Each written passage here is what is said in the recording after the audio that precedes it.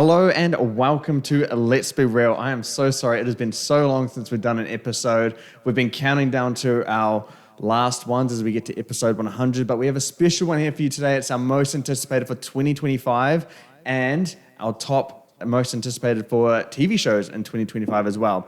But not only that, since we are kind of ending things here at Movie Gains, Let's Be Real, we're also going to be doing our early indicators into our most anticipated for 2026, even though it's not fully done yet. So I think we just dive right into our most anticipated for 2025. What do you think, lads? Let's do it. Yeah. 100%, let's go. Cool. I got Kyan and Nayan here today. So Nayan, we got 3 honorable mentions for our Always most anticipated. first. Yeah, you always got to go first because your list, there's always some curse hanging above it. So honorable mentions, what's your first one? It will be Jurassic World Rebirth. Because, you got a good cast behind it. You have Gareth Edwards as a director. He captures scale really well. Just think back to 2014's Godzilla. Yep. And you also have the original writer back, David Coep. From the first Jurassic Park. And from the first with Jurassic Park Spielberg. as well. And then also the fact that Jurassic Park is one of my favorite franchises as well. The first one is my second favorite movie of all time. And it's dinosaurs. It has to feature on this list somehow, whether it should or not. I mean, if fucking Dominion made it into top 10, then this deserves to be there. I think that's a good one from you because you're not being biased towards Biased, it. yeah. Yeah. So respectable choice. What about you, Kyan? What's an honorable mention of yours? So my first honorable mention is going to be Mickey 17. That wasn't on my original list and I got rid of it. Wow. Wait, it was on your original? Original honorable mention, Okay, sorry. gotcha. It's there just because I really trust Bong Joon-ho, but he can create some movies that fall in that realm of good but not great. So I'm a little hesitant on it. I've seen the trailer. It doesn't really give me anything to sort of draw myself into and be super excited for. Right. So I'm staying hesitant on it. I trust him, but I'm staying hesitant on it. Yeah. That's fair. I'm going to match you with that. Mickey 17, honorable mention of mine too. Hey, Yeah. Because I remember when we did our most anticipated for 2024, and it was quite high up.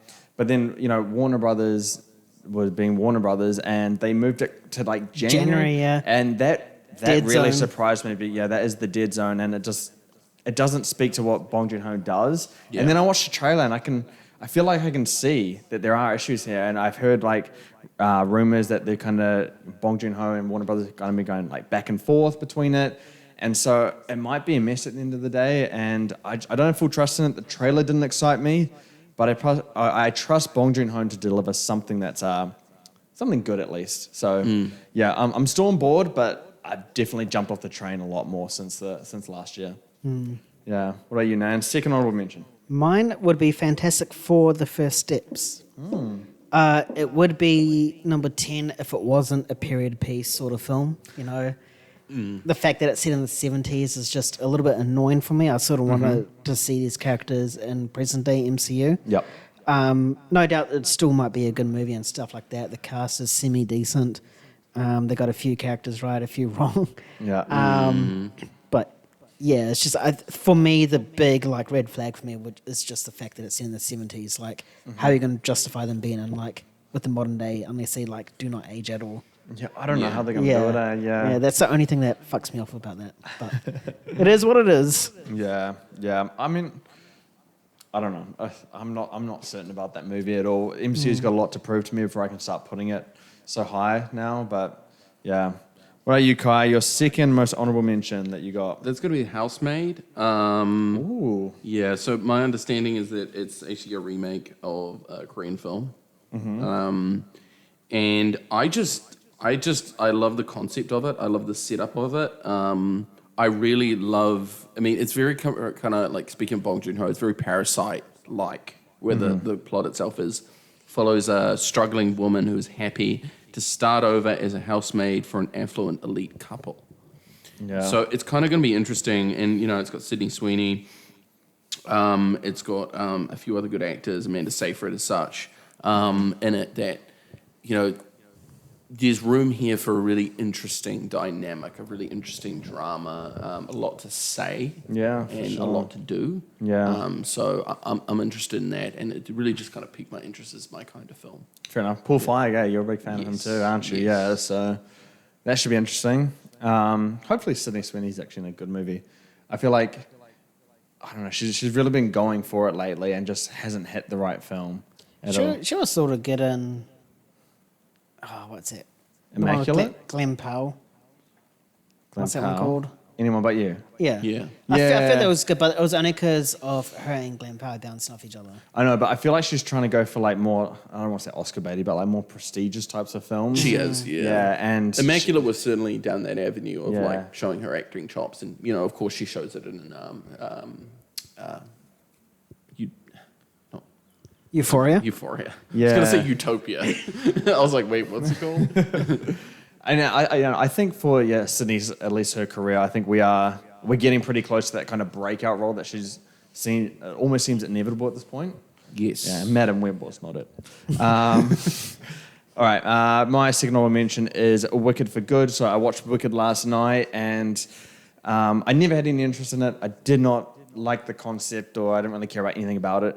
But I heard great stuff about it, and surprised, it's actually pretty great. I really just love the dedication to, I guess, really fleshing out the story, not cutting corners, and just really developing those characters really, really well. It's almost kind of bizarre that a studio would allow something like this. Yes. High budget, 2 hours and 40-something minutes, where they just, not too much happens in it, but it just really dives deep into the world and the characters that it's going to follow throughout that world. And that's kind of what you need in franchises these days, is to really have that first movie be the starting block, and then you build up from that. And that's what Wicked's doing here. It's kind of similar to Dune. I think they are parallels in that sense, but obviously I think Dune's done like a lot better. But Wicked's still great. I'm really curious to see how they wrap this up in the second one, but yeah, I'm down for it. So honorable mention number 2 for me. Yeah. What about you, man? It's good. I was tossing up between two here. 2. Yeah. All right. And I was trying areas like How to Train the Dragon, the live action one. Ooh. And they both make a compelling, good thing, but I went with How to Train the Dragon at the end of the day, only because of bias. I like the original animated trilogy. Yeah. That first trailer, like it was pretty much like shot for shot from the first trailer, which I think is fine. I think it's okay as Yeah. like the first teaser. That's what you want to do, is you want to show like the faithful That's that, fair. that Yeah. they're doing it fine, and then they can go on to their other stuff. Yeah. Also, the fact that the original creator or the original director, whatever, is spearheading this as well, and the visuals look good. So, it's Yeah. How to Train Dragon for me, the live action one. Might be shit. Who knows? It probably will be, but No, yeah. I mean, fingers that's crossed. That's I fair don't know. enough. Universal's kind of been on a roll recently. They have, yeah. But I mean, your thing about the same director, I see that as both a pro and a con. Like, Yeah, I what know. more can he say? And like, oh, I'm glad someone who knows his franchise is coming back to do it. So it's, Yeah. you can play both sides of that argument. Yeah. But yeah, no, that's a good one. Didn't make mine. Sorry. I know. I was not expecting it to make any of yours. What about you, Kai? My other honourable mention will be Eddington by Ari Aster. I'm surprised it's so low. I thought they were only at Yes. number one because of horror. Well, it's not a horror. Isn't it? It's a black comedy. And he did do that with Beau Was Afraid. He did another black comedy, which is a black comedy, which did get mixed reviews. But the cast is undeniable in this. You mean your 4 main actors is Joaquin Phoenix, Pedro Pascal, Emma Stone, and Austin Butler. Yeah, I mean, it is great. straight ahead. It's like holy shit. Yeah. So, I think this has an opportunity to become something that's maybe a little less elevated than Beau Was Afraid. I think maybe Beau Was Afraid became too elevated to the point where it became inaccessible Yeah. to a lot of people. So I think here's an opportunity here to create something that's a little bit more accessible, a little bit more digestible, and I'm keeping my finger hovered over the trigger with Ari Aster. I'm not putting my chips down for him entirely. Yeah. Yeah, I mean, for his last movie, I just heard so much like negative stuff about it. I never watched it in the end. I don't know about It's you. a love it or hate it. Yeah, yeah, At the end of the it day, feels like that. Yeah, it is, and it's one of those films that some people may look back at it and say, "Oh, it was a classic," and nobody realized it. But yeah, Yeah. Okay, my last one. Wake Up Dead Man, a Knives Out mystery. Yeah, I mean, it was surprising. So, that's very surprising considering Glass Onion. Yeah. I mean, I don't really like Glass Onion. I think it does some cool stuff. And I do like Benoit Blanc as a character and him solving mysteries. I really like this idea and continuing it. But the thing is, I watched Knives Out a few days ago with my family, and it's brilliant. It's such a good movie. And so that is still in there for Rian Johnson. Yeah. And it's the reason why it doesn't scratch my top 10, but in my honorable mentions, is because I know that there is some kind of greatness in there, but it's maybe a hit or miss. And Glass Onion's not, like, it's not truly bad or anything. It's just, it doesn't match up to what Knives Out did. Yeah. So if it's like, if it's a bit better or sits between that, it's a worthy honorable mention. I think it's going to be a really good movie. The cast is good and arguably better than Glass Onion, so that's already a plus in my book. I just really hope we get a theatrical release for it, honestly. Yeah, me too. Because, Glass Onion watching on Netflix for the first time, just Not the same. not the same. Yeah. Not the same. All right, we're going to get into our official top 10 most anticipated for this year. Nayan, start us off with your 10th one. I hope I pronounced it right. Begonia? Yes. Yep. So low. I know. It's Yorgos Lanthimos' next film. You know, it's got Emma Stone, Jesse Plemons, like his character staples. The plot is so interesting. You know, two conspiracy theorists kidnap a CEO of a major company, believing that she is a hostile alien. Like, that is such a Yorgos type Yeah, of film. I You know? Yeah. Beautiful. It's not an anthology film like Kinds of Kindness this year. I think that's probably why it's a bit low on my thing. It's because Kinds of Kindness wasn't that good in my eyes compared to Poor Things. You're right. Which is probably why I put it there. But like, yeah, I love Poor Things. I could tolerate Kinds of Kindness, but I just want to see more of this director. I think he's one of the directors that I just want to see more work from. Yeah. I mean, I understand more of his work, and I think this is one of those ones. Well, for sure. All right, Kai, 10th. My number 10 is Badlands. And I'm excited for this because, for a few reasons. One is because I think recently both Alien and Predator has sort of had a bit of a renaissance. They're both falling into a sort of category of, okay, these are good films again. Yeah. You know, so, you know, Alien Romulus and now Prey. So you're reaching that caliber of these actually good movies now. Badlands, I'm excited for. It was shot very, very close to where I work. Had a lot of the cast come in. Not cast, sorry, but production people buying products from us and stuff like that. So excited to see some of the stuff we sell inside the vehicles. So yeah, I'm excited. I'm looking forward to Badlands, and Dan Trachtenberg always produces at least something very entertaining and compelling. Yeah. Yeah, no, that's a good Your one. Number 10. Sinners. By Ryan Coogler. I mean, I love what Ryan Coogler's done so far. I think he's done one of the best MCU movies with Black Panther. Obviously not Black Panther 2, but still pretty good. He obviously Creed. He's just really good at what he does, and I have faith in him kind of producing one of his highest budgeted movies. You chuck that into, you know, this drama, horror thriller where you got Michael B. Jordan playing two versions of himself. It's just very intriguing, and I'm just so excited to see Ryan Coogler stretch his legs outside the MCU now into something that he wants as well. I just really like the cast here. You know, you got Jack O'Connell, you got Haley Steinfeld, and shout out to Shamik Moore. So, yeah, I mean, I'm just really keen to see what he can do with this. The trailer was something that made me instantly hook into this movie.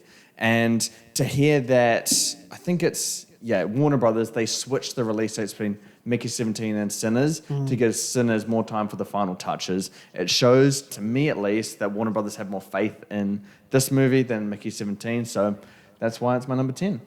fully understandable. Yeah, nay. Number 9. My number 9 is Wake Up Dead Man. Oh, I didn't think it was on anyone's list. Wow, what the?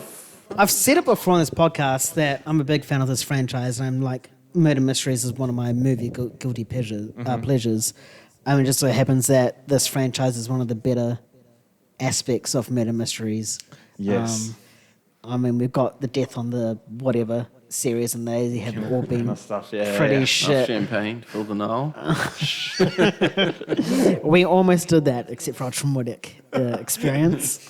But yeah, like, I agree with you. Like, Glass Onion wasn't as good as Knives Out, but I can understand that a lot of sequels aren't as good as their first. But it's still a pretty decent movie. This cast, as you touched upon before, is absolutely stacked. Yep. And yeah, it was just murder mystery, and I just hope Ryan Johnson, sorry, just like finds his stride again and captures the magic of Knives Out. Yeah, no, Fair. definitely agree. Kai, number 9 for you. Avatar: Fire and Ash. Oh my gosh. Way of Water was good. Great. No, it was not great. It was good. It was fine. It was a fine James Cameron movie. It was great visually, but he's not yet given me a hook. I searched so deep to find something to be excited for from Way of Water. Whether it was like something he was hiding, like about the grander scheme of this narrative, like the overarching twist, the overarching idea, and I couldn't find it. Maybe traces of it, but I couldn't find it. So it's why it's so low here for me. I'm excited for it, but I'm not super excited for it. Interesting. Yeah. Yeah. That's why it's so low. I just James Cameron hasn't really sold me yet. It's interesting. I don't really have a reaction for that right now. That's okay, because this will be number 2. Pardon? Number 1, Fire and Ash. We will run to my number 9 now, which is The Running Man. Running Man, yeah. The more I read about this, the more I'm intrigued about it. The Running Man, directed by Edgar Wright, who I love pretty much all of his movies. You know, you got Glenn Powell, who's, you know, just kind of at the top of his game right now. Super charismatic, so he's going to be an extremely likable character. You've obviously got Josh Brolin as well. But the plot is what intrigues me the most, despite the talent in this. It's about the futuristic United States of 2025, when the world has become a dystopia. The fact that we're in 2025 right now, and it's got the talent behind it like this, I just really can't wait to see what it's like. So, yeah, I'm just really excited to see what this is going to be like. Especially, and it's going to be coming at the back end of 2025, and with everything going on, I really can't wait to see how they kind of portray, you know, this alternate reality in this way. Yeah, and It's going to be interesting. yeah, especially with Edgar Wright. I really don't know what he's going to do, but I think it's going to be a damn good time. Yeah. All right, number 8, Nayan. Don't smile at me like that. I know you got something devious up your sleeve. What's number 8 for you? It's Ballerina. What? Bro, it's John Wick franchise, and like, sure, the TV series or spin-offs was pretty shit, but I have faith in the movie franchise because, you know, they would invest a lot. This has been delayed because they want to make it a bit better. It's got Ana de Armas in it. Sure, That's why. that's the sole reason. It has to be. And yeah, like, I know Keanu Reeves coming in and taking a lot of spotlight might be a hinder, but I think it could also be a positive, you know? And just the fact that we get to see something different from this sort of franchise, because there's a lot to explore in this John Wick world, you know, the whole thing with the Continental and all the stuff like that. It goes so much more deep down. And this is just one of the ways of exploring it. And just I just hope that they go more off that route rather than just a girl fanboying over John Wick and trying to mimic him. The trailer does seem like that, but I just have hope that it seems like that and then it deviates into her own character. And this could be pretty much the next Furiosa, you know, like the next like female core lead sort of thing. Right, that kind of takes over a franchise in a way. Yeah. Yeah, I mean, I agree with you in a sense. Like, I think it's going to be real fun, because especially Chad Stahelski came back to help finish the chops of this. From an action movie standpoint, I think it's going to be a lot of fun. I just don't trust all the other stuff around it, I'm still excited for it. I wrote it down in my consideration, but it just didn't make the list because of the other stuff. But fair enough. Yeah. It's fair. All right, Kyan, 8th for you. Frankenstein by Guillermo del Toro.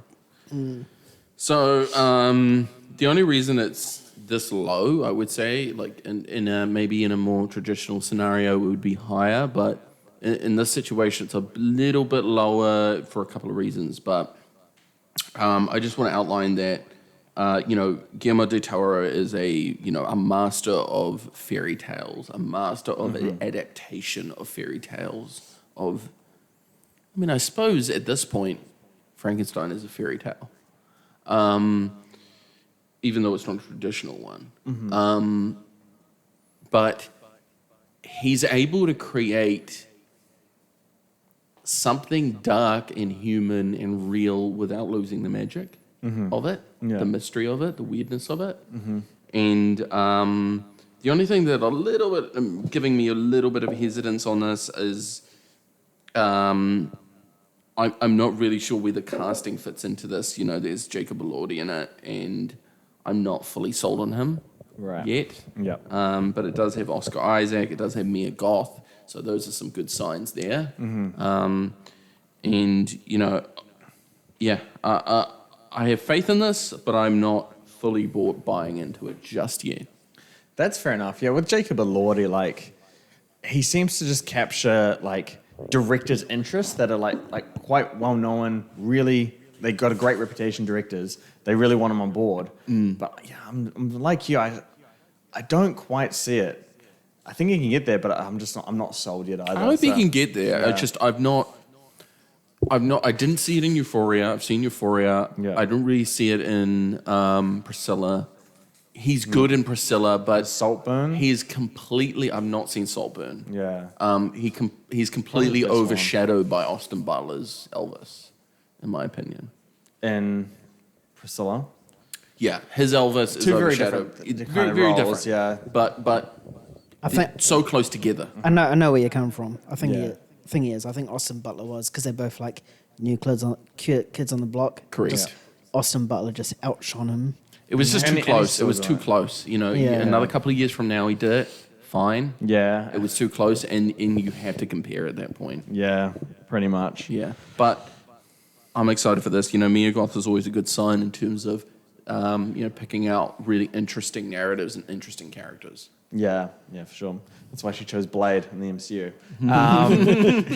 All right, my number 8, and I'm angry that I had it this high. Superman. Wow. Yeah, Yeah. angry you had it that high. Yes. Okay, Yeah, I'm not excited for you listening. it's coming. Superman. Why are you angry? Why should I trust DC or these characters again? James Gunn. No. It's not enough, man. You knew the hype for Batman vs Superman. You knew the hype for Superman, the DCEU. You're shattered. Yeah, but that's because it was just solely Zack Snyder behind that. James Gunn has proven himself time and time again. Guardians, The Suicide Squad, and Peacemaker season 1. That's fine. But for me, it's just not. One person just can't come in and change it all. It's not that. It's just that I have to see this to believe it now. Before, I was banking on hope, and I was so excited. And I was so excited about Batman vs Superman. This is when I first got to know Kyan, and he's like, nah, it's going to suck. It's going to be shit. I'm like, nah, man, Batman vs Superman is going to be good. And he's like, nah, it's going to be bad. And he was right. Fucking Kyan. Yeah. And so this is a case where I have to see it to believe it rather than just hope for it or just bank on talent. David Cornsweet, he's been... I'm not going to say bad, but he hasn't been good acting till now, at least from what I've seen him in. And there's just nothing that I can really gather beyond James Gunn that's going to make me be sold that this is going to be a great movie. This is going to be a great Superman. I'm excited because I saw potential in the trailer and from what we've seen so far. And I have some faith in James Gunn, but it's not enough to swing the tide to get the sort of top 5 most anticipated for me. I've been very, very reserved on it. And so I think 8th fits the bill. I am very, very cautiously optimistic. It's so hard to trust DC again. And it wasn't just Zack Snyder. I think it was a whole system of issues with that franchise there. Yeah. That's very justifiable, I think. Yeah, I think you justified it fairly. Can't wait till Nan justifies fourth. You're gonna hate me. Dude, top three. I Number might leave one. this podcast. Because DC. All right, Nay. Number, what is it? What are we up to? Seven? Mine is Elio. Whoa, what? Oh, that's right, it's animated. And it's animated at Pixar Original as well, and the concept is cool. You know, it's all about outer space and aliens, and that's another thing that I like about it. I do know that Pixar has been hit and miss with their original content in the past, but I am hoping that this is one of the ones that just knocks them back on track, especially after Inside Out 2. But yeah, the main reason for this being up that high is that it's a Pixar original and the premise of how it's based on outer space. I mean, Really that's a fair choice. I'm very shocked that it's 6 or even on your list at all, but it's fair. Yeah. I mean, I could be this is probably like my biggest gamble. That is a gamble. I mean, And it could it- be like a Turning Red. It could just Yeah, be like a it very could be generic trash. Pixar. or it could be a Trash, soul, yeah. you know, like you don't Yeah. just don't know Pixar anymore. Yeah. You're like, oh, well, this could just be fine, or it could be like, well, damn, they really pulled out all the stops Yeah. here. You know, Yeah. like But So I mean- it's a risky pick. it is a risky pick, but I like risky picks. Yeah. Yeah. If it does help, they did delay it by like nearly a year or a year and like 3 months to make sure it was kind of Yeah, good perfect. to go. Yeah. Yeah. So, yeah. Yeah. Well, you kind number 7. Superman. Oh my god! I wasn't expecting it to be that I high didn't think for it'd be on him. your list. Oh. Right, Superman's on my list and it's here. It's conservative, but not super conservative. It's here because I do believe James Gunn can turn anything into gold. He can turn a bad cast into a good cast. He can turn what would be a conventionally dull narrative into something interesting. He's able to turn a very basic scene into something very engaging, into something that you're going like, this is a great sequence, even though it's so simple. Yeah. And it's really the micro stuff that he achieves that creates a greater whole for his quality of filmmaking. Yeah. I think that at worst, this will be a good movie. Yeah. Full stop. At worst, it will be a good movie. You could not say the same for Zack Snyder.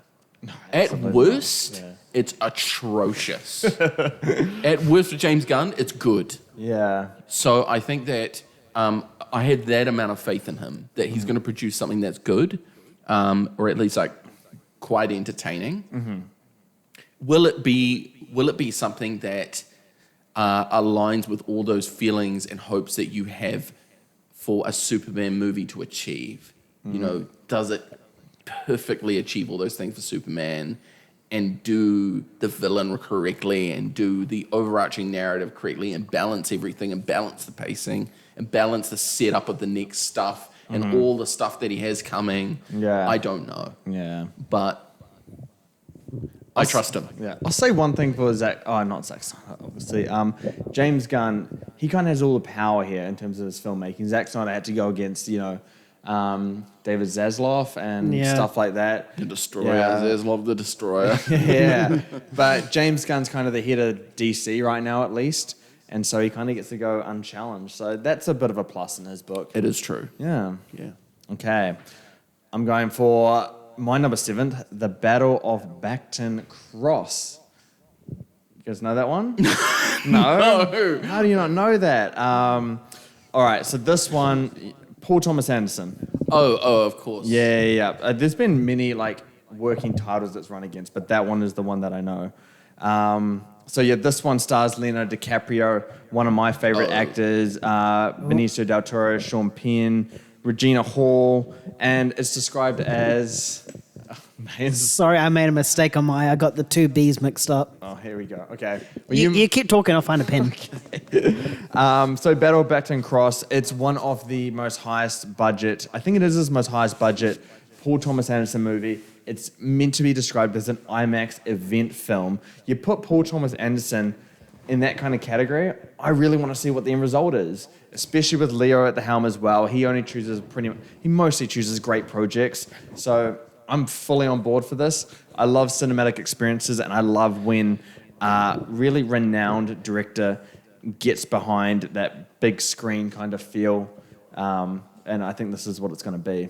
I love Paul Thomas Anderson, but can I say something? No? Leo does nothing for me. Yeah, you always It's complain adding about Leo. to it. In fact, it may even subtract.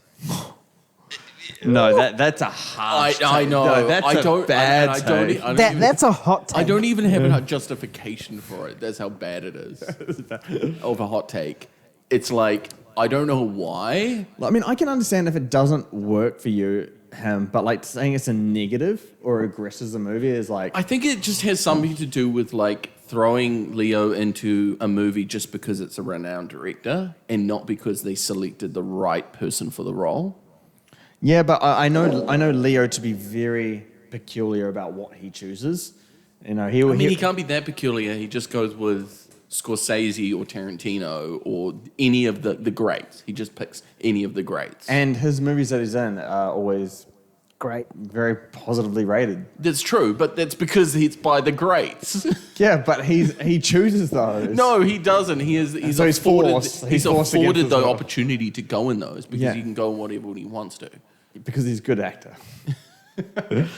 Yeah, but it's not just that for me. Like, I think I will agree in a sense that Leo is a little bit overrated.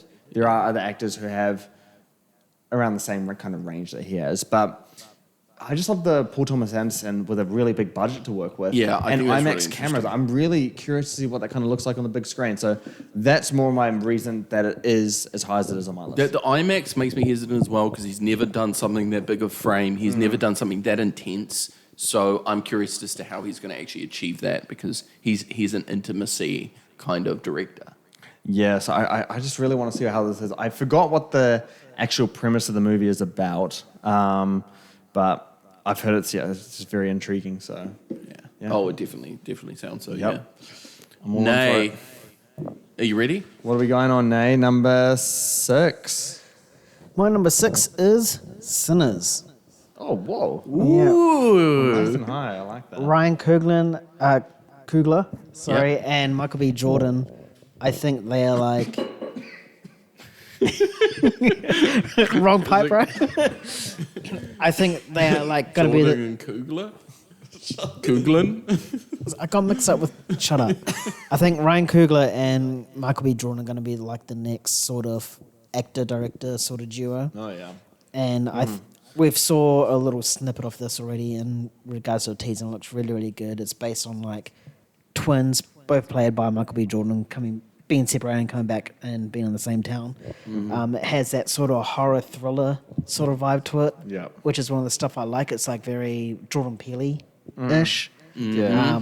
which is why it's that high for me. And like you touched upon it before, like Ryan Coogler's a good director. You know, he did the first Black Panther, which was, you know, revolutionary for MCU. Yep. And the fact that Michael B. Jordan is back on this as well, like, you know, they're just a duo that just works. So I'm really Yeah. excited to see what they come up with, and I'm hoping it's good because I've had a lot of duds in the past, so I'm hoping this is a positive. That's fair enough. All right, Kai, number 6. Sinners. Oh, yo! I thought I might have been the only one that had that on my list. No, You thought Sinners is number wrong. 6. I mirror exactly the same feelings that Nain has in that it's super reminiscent of what Jordan Peele is doing. I'm really excited for that because what Jordan Peele is doing is creating some of the best original films in the past decade. Consistently as well, which is crazy. Yeah. You know, he's not adapting anything. He's writing this himself. He's coming up with these narratives himself. And he's creating them, and he's creating stuff you've never seen before where you're going, this is really weird. I wonder where they're going with this, and you're going, I have no idea where they're going with this. You know, so Sinners is up there just because I trust Ryan Coogler to the extent that he's able to pull blood out of a stone. He can create something good in a very sort of intimate, sports-based, like super adaptation after like 5 Rocky movies, side shot movie, and create a really good movie from it. Yeah. Not only expanding and improving the character of Rocky, but also creating a new character of Creed, which spurred on multiple movies. And then he's also able to create, Marvel films that are able to really capture people as well. It might even be the highest rated Marvel movie of all time. Who knows? It's definitely up there. It's up there. It's definitely in the top 3. So I really trust Coogler to create something super compelling, and I just trust him. Full stop. Yeah, I trust him. That's fair enough. Yeah. Well, I'm glad we all have it in our top 10 then. Yeah. Yeah. All right. My number 6 is Michael. Whoa! Oh, I forgot about that movie. How do you Really? forget I made the list. I know. To choose from. I overlooked it. Shit. No, it's fine. Keep Oh my going. gosh. Okay. Quickly. Would it have made the top 10 or honorable mentions? Yes. Honorable mentions? No. Made top 10. It would have taken a yellow spot for me. So, what 7. would have been knocked off? What was your number 10? Probably Begonia would have been knocked off. When you knocked off top 10, that would have been crazy. Michael would have bitten it. I'm glad you overlooked it then. No, okay, so Michael, number 6 for me. I'm just really, really fascinated about this. Michael Jackson, to me, he is the king of pop. He is kind of the biggest musical legends of all time, if not The greatest. the biggest legend musically of all time. And I want to see that story unfold. I want to see that story being told in depth. I've heard this is going to be a long movie with lots of Michael Jackson songs, and Michael Jackson is played by his nephew in his film debut, and so that's deeply fascinating. I think Michael Jackson as a character, there's so much to explore. So, I mean, honestly, I hope they're faithful. It is a bit of a gamble, but the story of Michael Jackson and who Michael Jackson is, the legacy that he holds, if it's great, it's going to be an amazing movie that brings people together. If it's not great, and there is a chance that it might not be, then, I guess I just have to live with that being on my most anticipated. But I think, there is a lot of potential here, but it could also fail. Yeah. Yeah, for I sure. think the gamble here lies in that most musical biopics aren't great. They're just fine. Yeah. And a very, very, very small few are great. So you really it's a big gamble. It's a big gamble, but it's a big person Yeah. to gamble on. Yeah. And if it does land correctly, It's amazing. you're talking yeah.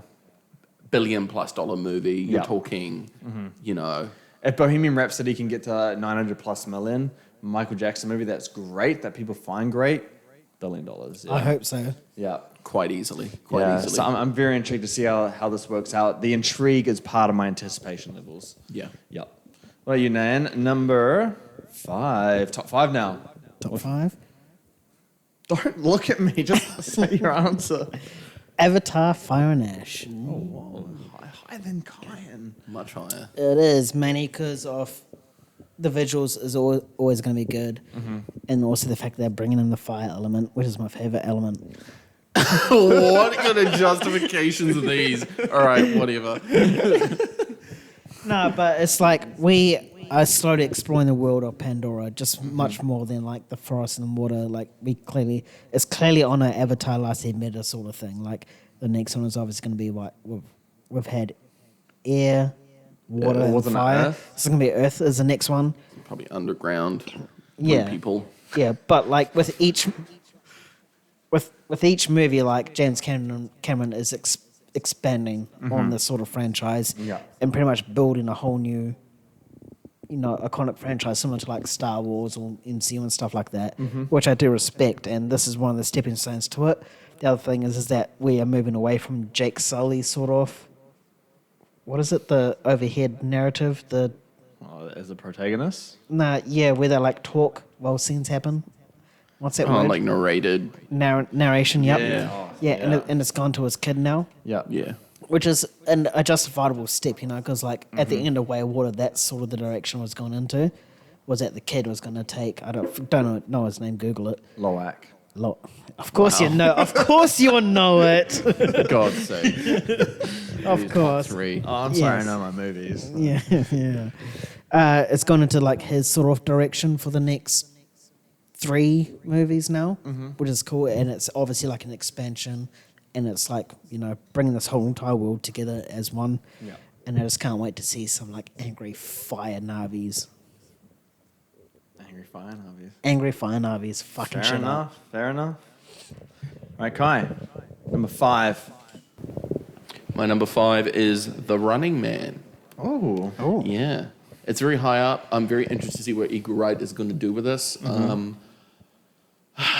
He's had a tumultuous career so far, in the respect that at least I feel he's diluting what makes him really good, in that it's his very fast and inventive editing style that you don't see anywhere else. And he's kind of not done that so much, to the point now where when Last Night in Soho, you couldn't even really notice. He has kind of tapered off there. Which, like in fairness, it might not have been appropriate for that film, but I think that Edgar Wright is still able to construct at least something that's really visually interesting, really... he's able to do something that is really out there. And really out there movies are what excite me. I really like really out there movies. Fair enough. Yeah. Talking about out there movies, my number 5 is Begonia. Ooh. Yeah. Yorgos Lanthimos, I think he is, solidifying himself as just someone who can just do great movies all the time. And you don't even have to question it at this point. So, I mean, I'm fully on for a Yorgos movie, and you add in the weird plot that kind of just suits what he does, and Emma Stone and him are kind of that, director-actor duo that are kind of becoming pretty iconic. So there's really not much justification or much I can say to this towards my excitement. I just know it's going to be so damn good. I have no idea what to expect. I'm just really excited to see what comes out of it. Yorgos goes weird, and the weirder he gets, the more I tend to love it. So let's like bring it Poor on. Things. Yeah, exactly. Yeah. All right, Nan. Top 4 now. What's your 4th? Superman. I was right about the 4th there, yeah. Kind of just covered everything perfectly in regards to my rebuttal to yours. I think the main thing about here is obviously DC bias. I will always have hope in DC, like they can make something better. But just the fact that James Gunn is purely spearheading this, he's the Kevin Feige of DC, just gives me a lot more faith. Yeah. Sure, the stuff that he announced is a bit unorthodox, but like if he announced like, Superman, Batman, Wonder Woman, everyone would be like, oh, it's just the MCU formula sort of thing. The fact that it's going in like a wacky, weird direction. We've already seen that Creature Commandos is super well positive, The Suicide Squad, when he was tacked on to that, everyone was like, oh no, it's going to be shit. Because of the 2016 Superman Squad, the Suicide Squad. And it was great. Peacemaker, he did that. It was great. Season 2, no doubt it's going to be great as well. All done by James Gunn. And that's why I have so much faith in James Gunn in this DC universe. It's just because he's, in like the past 10 years, he's done 3 successful Guardians franchises. He's done a successful, not financially because COVID, but like rated wise, pretty much a C tier sort of DC film movie in the Suicide Squad, and produced a TV show that is getting its 2nd season, and created a whole entire universe where the Creature Commandos is, I don't know if it's still at 100% or whatever it was when it debuted, but very, very high rated and very well received. So that's where my faith is in. In regards to negatives, I think I'm with you in regards to David Corenswet. I think he is just, the stuff I've seen is a bit of a mid. sort of acting. Yep. But if you think about Chris Pratt, when he was in Parks and Rec, he was sort of similar. You know, he was just that usual dumb jock, and then he sort of became a bit better. I'm sort of hoping that James Gunn can do that with him. And then Rachel Brosnahan, she was great in House of Cards, and I just think she's a fantastic actress. I would easily nail Lois Lane. So that's my justification for Superman. Well, it's fair enough. I mean, like, Oh, sorry, Nicholas Hoult as well as Lex Luthor. I don't know if I agree with that. I have to see that one for sure. I know, but he is still a good actor, and that's why I think Yeah. he'll be able to do Lex Luthor justice. I know you guys wouldn't have seen the Superman and Lois TV series, but the Lex Luthor in that is probably my favorite Lex Luthor because he was just a full. He was just a full. Sorry, I thought you were going to interject. He was just like a very fucking ruthless Lex Luthor, which is great. Yeah. Yeah. I mean, so James Gunn's good at C tier characters and making them A tier characters. How good is he with an A tier character? Wait until July. Yeah, that's where I start to question things. Superman, I think, might be the hardest A tier character or comic book character to get right. It is because he has so much values and stuff Values, that and you have he's to just so nail. overpowered. So how do do you make very that- little to make him interesting? Yeah. So it's going to be a big test, but But that's where James Gunn strives, is that he's able to make, like, usually in a typical situation, you would say, okay, well, this director has to make Superman really great. How are they going to do that? And the only real answer to that is you make the surrounding characters better. yeah, And James Gunn specializes in that. He specializes in making the characters surrounding all interesting, Yeah. all good. he really does. Yeah, I think that's what he does best in terms of ensembles. I think he's just really great at humanizing all characters as well. Yes. which is something you have to do with Superman. So I'm very curious to see. Okay, Kai, number 4 for you. My number 4 is 28 Years Later. I thought that would feature on your list. Yeah. I don't know if they're that high. But yeah. Danny Boyle. We've met him. Yeah, we have. He's coming back after 28 days later. He's going to be spearheading this one. It was shot on iPhone. This whole film. Yep, whole film was shot on iPhone. Shit. It's going to be something that unravels something new about the infected, which I'm really interested to see. But I'm more interested to see in how the world has changed, because I love 28 Years Later is 28 Days Later is so impactful for the zombie horror genre.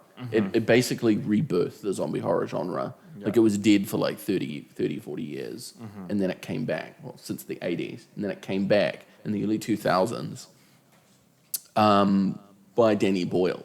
Yeah. It then inspired the guy to write The Walking Dead. Yeah. It then inspired everyone else to start making zombie Zombies, movies. yeah. So it was really like, no, look, we can do these good. I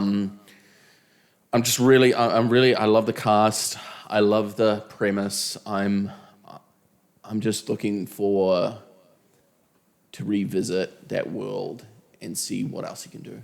Yeah, that's fair. And they got the next one in 2026 as well, so kind of like a back-to-back, don't they? Yeah. It should be very interesting as it gets to the finale. Will it be a finale, you think? Yeah, I think it's supposed to be a trilogy. Okay. Yeah. All right, my number 4, Mission Impossible 8. Oh, What do you mean, why? Wow. Oh my god, I completely missed that. Oh, my Are you kidding me? Yeah. Oh, okay, Nan, you're gonna have to change this, bro. Yeah, I did. How I do you fucked it up. miss that? I don't know. I just overread. I did not overread it at all. I saw I it. mean, yeah, fair, I fair did. enough, but Yeah. There's a big L on me. all right, at least give the audience, where would it be on your most anticipated? Quick think. Top 5. Top 5. What? How did you miss the top 5, bro? This is the biggest fumble I've ever heard of. Top 5. Just pretend he bumped Superman off his list, all right? That's how we can recognize that one. Okay. He forgot Mission Impossible 8. This is tragic. I hope you don't miss anything else that we got here. But yeah, Mission Impossible 8 for me. This franchise has been a roller coaster for me. Ghost Protocol, I guess in terms of resurgence with Ghost Protocol, I loved. I was a bit down on Rogue Nation. I was massively up for Fallout. I love that movie a lot. And then Dead Reckoning kind of knocked me down again. I mean, I liked it, but I didn't love it. And then again, if we follow the trend, this one's going to be really great. I don't know if it's going to commit to the finality of the character and the franchise itself, but from what I see in the trailer, man, they have some action set pieces that just look to blow Dead Reckoning way out of the water. Dead Reckoning, at least in my mind, the only memorable action set piece is the train scene where it's like, it's really great. Yeah. And this one looks like it has a lot in it. So I'm very interested to see it. There is clearly like some kind of finality, at least with, Tom Cruise and Paramount kind of, going head to head to. So there is some kind of finality to it. It's just whether it's going to be marketed or closed off when it comes to the final of the film. But as far as a cinematic experience goes, it's hard to beat Mission Impossible. It deserves a spot on the list at least, and that's why it's number 4 for me. Yeah, I'm very scared of your list now, Nan. I don't even want to ask you anything else. Because, do you want to go and look at the list again and then come back to us? I don't know. Can I? Nan, top 3. Please make sure you've seen all the movies. What is your number 3? Probably would have been a Mission Impossible 8, but it's the Battle of Pecan Cross. Okay. Respectable choice. PTA. Yeah, but Leonardo DiCaprio is my favorite actor. I was gonna say, fuck's sakes. Well, that's no Whatever. different to James saying, Christopher Nolan's film is going to be his automatic number 1 because he's a big Christopher Nolan Yeah, fan. well, it's a director, not the actor. It's not. It's the director that Yeah, creates but- the movie. Yeah, not but the still actor. an actor acts in the movies, and he is a competent actor. Great. He is an contributes to it. He sure. is an Oscar-winning actor. The Leo hate from It was a Clyde petty is Oscar. going to be a It is. continuing meme. It's funny. It makes things interesting. Why is that one your number 3? Leo. That's why. Leo, Beyond that, but then you also have like Regina Hall is in it. Benicio del Toro, I don't know how to pronounce his name. Benicio, yeah. Yeah. Benicio. He's a good actor, so it's a semi-decent cast around it. The premise is sort of unknown. It's rumored to be based on a book. I can't remember what the book is called. yeah. But yeah, that's Did about you it. watch Licorice Pizza? Yeah. Oh, you did. Did you Yeah. like it? Yeah, I enjoyed it. Oh yeah, and the fact. Oh yeah, you guys always going about Fandom Thread, The Master, and Magnolia. Yeah. I haven't seen it. All right. Yeah. But like you guys like hype it up a lot But or talk about it quite a is bit. great at what so, he does. Yeah. It's like I know that he is a competent director because if you guys like keep going on about him, then it's I obviously. would definitely recommend going through his filmography before that movie. Yes. Yeah. I Watch probably him. will. Phantom Thread is definitely on there. Same with Magnolia. Punch Drunk Love. Do that one. Yeah. Adam will. Sandler. Oh yo, greatest actor of all time. After Leo. No, get ready for Happy Gilmore and Wallace and Gromit for the top 2. Spoiler alert. No, you probably missed half the list. All right, Kai, top 3 now. What's your third? Begonia. Ooh. Yorgos Lanthimos. Yeah. Automatic 1. Yeah, I have huge faith in him. I really hope he produces something. Again, producing his long-standing relationship with Emma Stone. I love the premise itself. The premise is what interests me. The more weird and out there the premise is, the more that Yorgos can do with it. He can extract from it. And he specializes in weird. Yeah. You guys have both covered this. You both had this on your top 10. Yeah. I don't need to say much more. Fair enough. I'm super looking forward to it. Yeah. All right, my number 3, Zootopia 2. Ooh. Maine did not miss that from his list. Zootopia 2 makes it my top 3. Honestly, a contender for number 1. It blows my mind that it's been this long since the sequel. When did it come out? 2017? 2015? 2016? 16? Yeah, it made like $1 billion, one best animated. I don't know why it's taken so long, but Zootopia 1 was a massive surprise to anyone. I think from that movie, it showed that there's so much more to explore here. And if it is as great as the first one, you're honestly going to get another animated masterpiece, which is really what the first one is. So I think there is a ton of potential. There's more to explore here. It was a movie that showed that, it can keep going rather than having... It's not forcing sequels because of the success of the first one. It's that the first one actually allows for more to happen further on. So, and with these characters, I think they're really well developed. I think it can go above what the first one did. So, Yeah. I'm fully on for a Zootopia 2, and it's been far too long, so it's an easy number 3 for me. Yeah. You. Number 2. Number 2. Second. Oh, top 2. F1 movie. Oh, there he is. And I know I got a lot of slack last year from putting it on my list, only because I wasn't a big F1 fan and then it also got delayed. But now I'm starting to get into F1, but that's not the main reason why I'm into this. It's the director, Joseph Kosinski, that did Top Gun Maverick. We all know how fucking fantastic that was. Yeah. And the fact that he has actually attached cameras to the actual vehicles themselves, and that's the perspective you're going to get during some scenes, similar to what he did in the jets in Top Gun Maverick. I think we're going to get those sort of visuals, and we've already seen it in the teaser Yeah. as well, which is another reason why I'm so excited, because it's basically all practical. Yep. And you've mentioned before that this film was shot between 2024's F1 season And 23 as well. and 23's F1 season. So they're literally doing it in semi-real time with actual vehicles and stuff like that. Yeah. I think it's going to be another masterpiece. I think it's going to be pretty much the next Top Gun Yep. in terms of like significance. Yeah.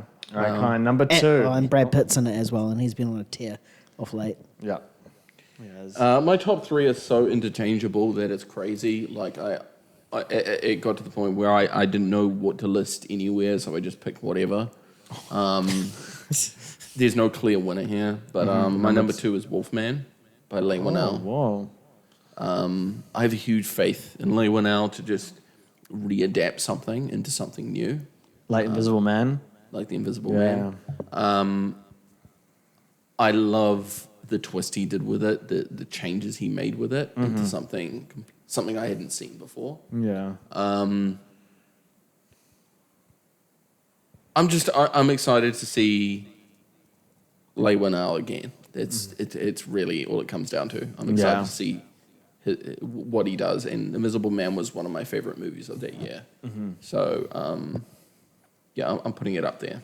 Interesting. Yeah, that comes up pretty soon as well. Like Pretty within- soon. Yeah, within a couple of weeks or something like that. So, yeah, I am looking forward to that one as well. Don't know if it'll be as good as Invisible Man, but I guess we'll see. Yeah.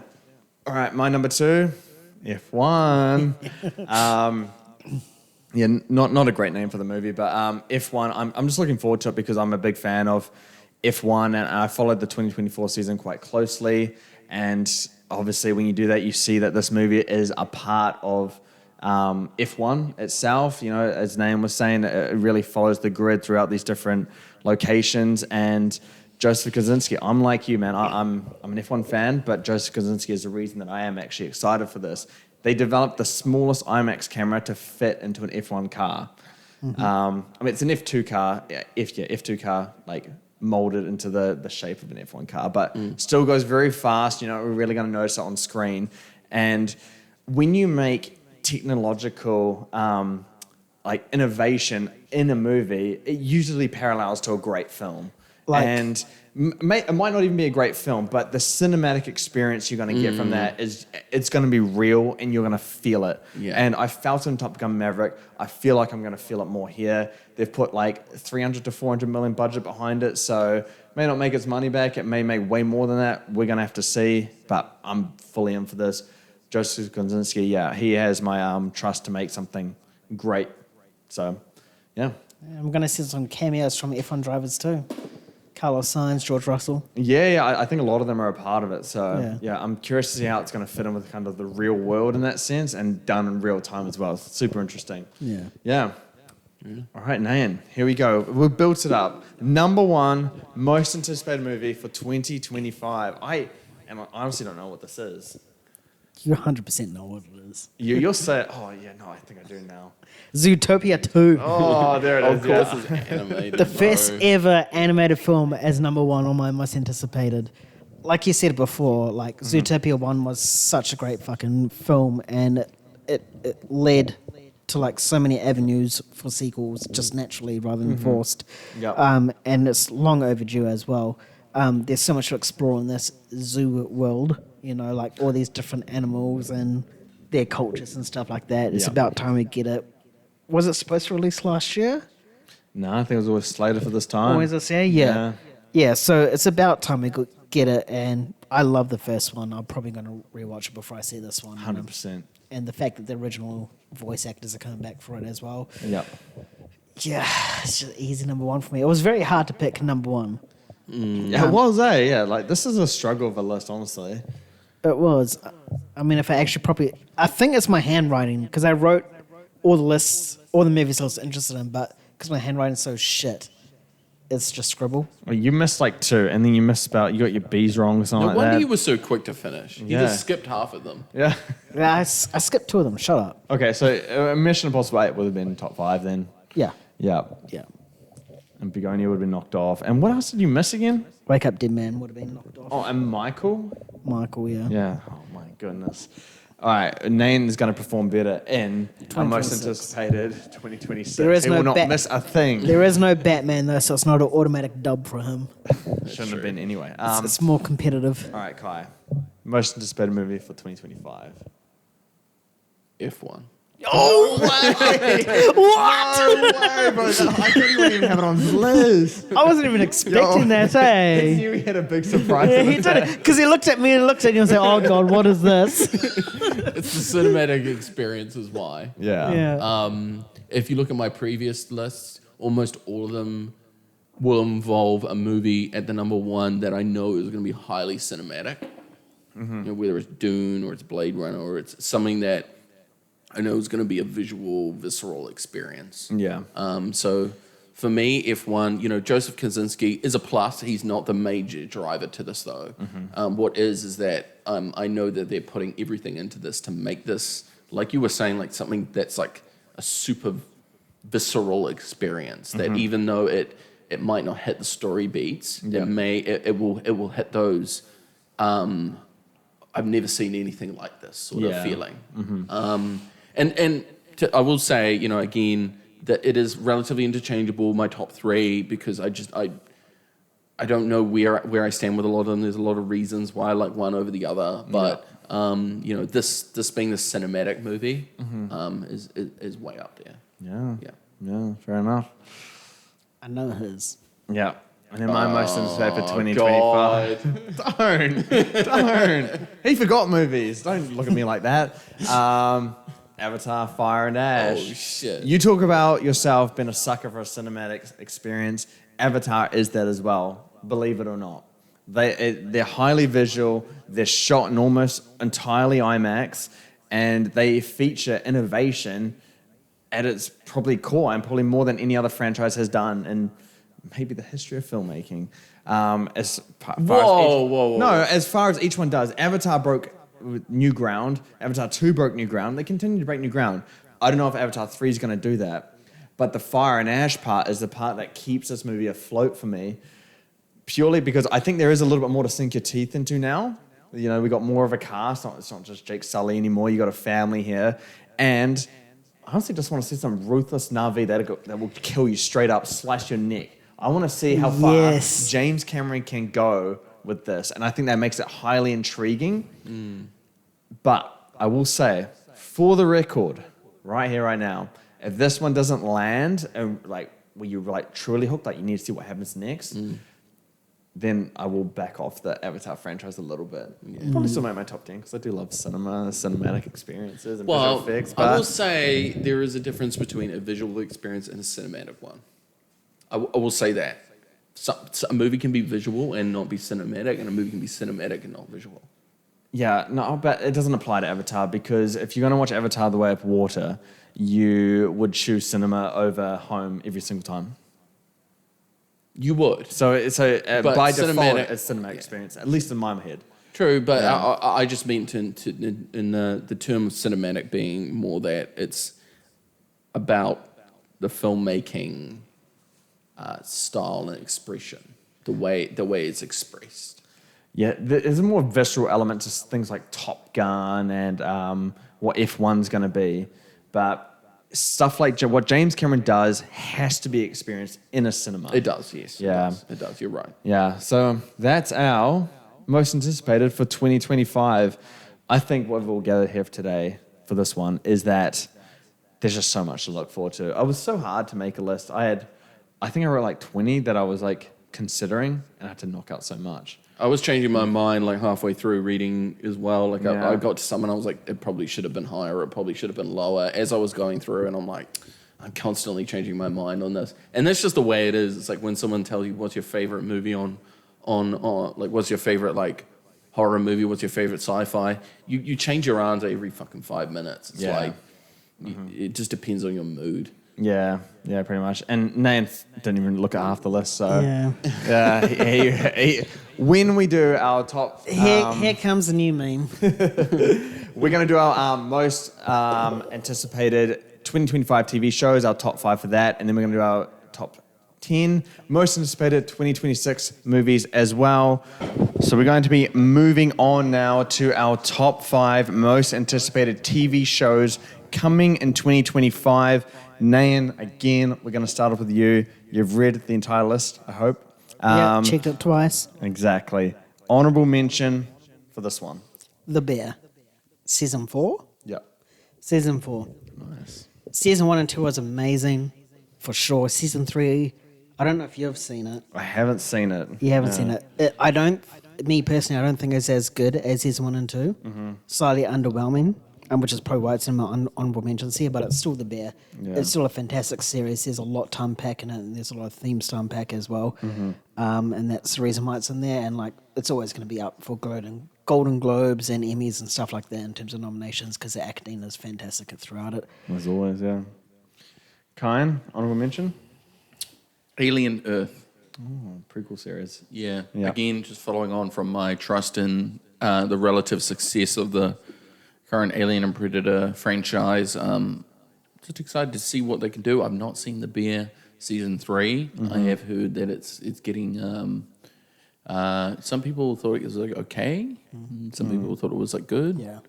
So I'm not as amped, though I really should watch it for myself to make a decision.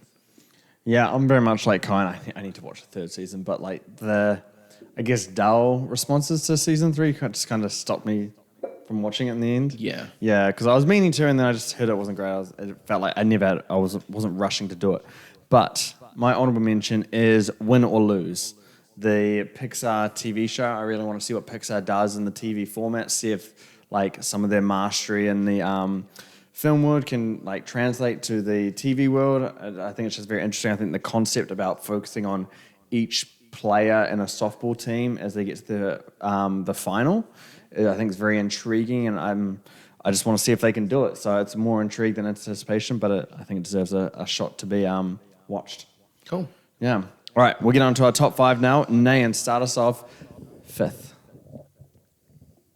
Peacemaker season 2. It's number 2. First Peacemaker is so good. I think it caught everyone by surprise in terms of like how enjoyable it was, how fun it was. Yeah. John Cena just captivates the role of Peacemaker just absolutely perfectly. He's like his typical jock self. It's like clueless and thinks that that's what he's doing is absolutely correct, no matter how like bad it is. It's just perfect. Like casting in there, and I think we're going to get the same thing here. This time it's going to be based in the DCU universe. I mean, James Gunn's already addressed how he's going to retcon that sort of end scene with the Justice League. Yeah. He said it's going to be explained in the season, but it's pretty much canon to his universe, which is good. It's nice to see that something has already been established, like these little things before the big things. And the other thing is John Cena, like he's on a tear. He's taking a break this year to focus on wrestling, but this is one of the main things here.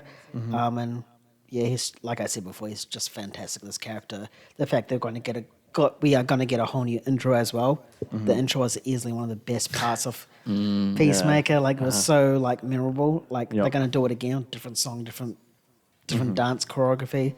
Interested to see what it is. So yeah, Peacemaker. Yeah. My number 5 is the Avatar: The Last Airbender series. Oh, yes. I'm incredibly curious on what they're going to do with this. This is by the original creators, if I remember correctly. Yep. And it's going to be a continuation from the narrative, whether they follow through with the comics that go into a little bit about Zuko's mother, or whether or not they decide to jump forward in time. From what I understand, they'll be jumping forward in time.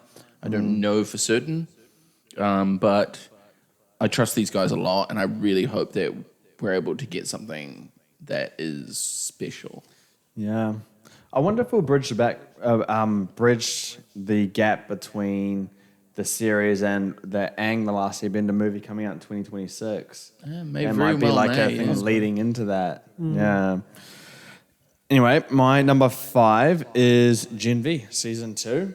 Nice. I'm not gonna say I'm over the boys, but it's kind of starting to I don't know, just be around a little bit too long without driving to anything meaningful, despite the last season being in 2026. Gen V was more of a fresh breath for me for that universe, and I'm really keen to see where those characters go. And I think what they did with Gen V in comparison to the boys is, I thought they did a really good job in differentiating it and making it feel a little bit different, but still feel the same as the universe as well. So I'm keen to see what like where those characters go and what they can do moving forward, and just how kind of gritty and sadistic it can get. Yes. Yeah. All right, now number 4. Severance season 2 is my number 4. Only because the fact that I was like really early season was introduced to me when you brought it up, but that cliffhanger was fucking phenomenal, and I just need to know the effects or the consequences of what's going to happen from that. I mean, the whole entire series was like fantastic acted, you know, like the premise is so interesting, but it's like really that cliffhanger that brings you in and you just really want to know what happens next, and I need to know. I don't want to know, I need to know. Yeah. All right, Kai, number 4 for you. Number 4 is the Vince Gilligan series, which creator of Breaking Bad and Better Call Saul. Really interested to see what he does with it, whether or not we get a spin-off or whether another spin-off of Breaking Bad universe, or whether or not we're going to get something new, and I really hope it is something new, and I'm very curious to see. It is new. I believe it's a science fiction thing with Apple TV, Yeah, see, that really, really interests me because, this is such a powerful writer. He's able to create a universe and new narrative that is... considered to be the best television series of all time. Yeah. This guy knows television, and he knows it well. So you can't not put him there. Yeah, I completely agree. But I left him off my list, believe it or not, just because I just don't know enough about it, and I think I'll fall into the same trap that I fell with Better Call Saul again of like, oh no, I don't want to like watch it because, it might taint with Breaking Bad and I don't know if it's going to be any good. But if he nails this, man, he's kind of just like automatic number 1 for me every single time from now on in terms of television or even film, because, if to do what he did with Better Call Saul, and if he does it again, it's like, he's great, masterful at what he does. Yeah, for sure. And my number 1 is... Your number 1? My number 4 is Peacemaker Season 2.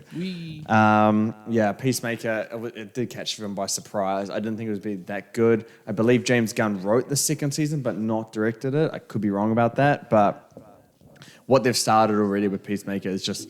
It's great to see. I don't think it's going to have kind of the narrative depth that some of the other stuff on these lists may have, but I think it's just going to be such a great time. John Cena plays that character really well, and I just can't wait to jump back into the world again and just be kind of very entertained by John Cena's Peacemaker. I find him just so funny, just a hilarious douchebag. He's just so dumb.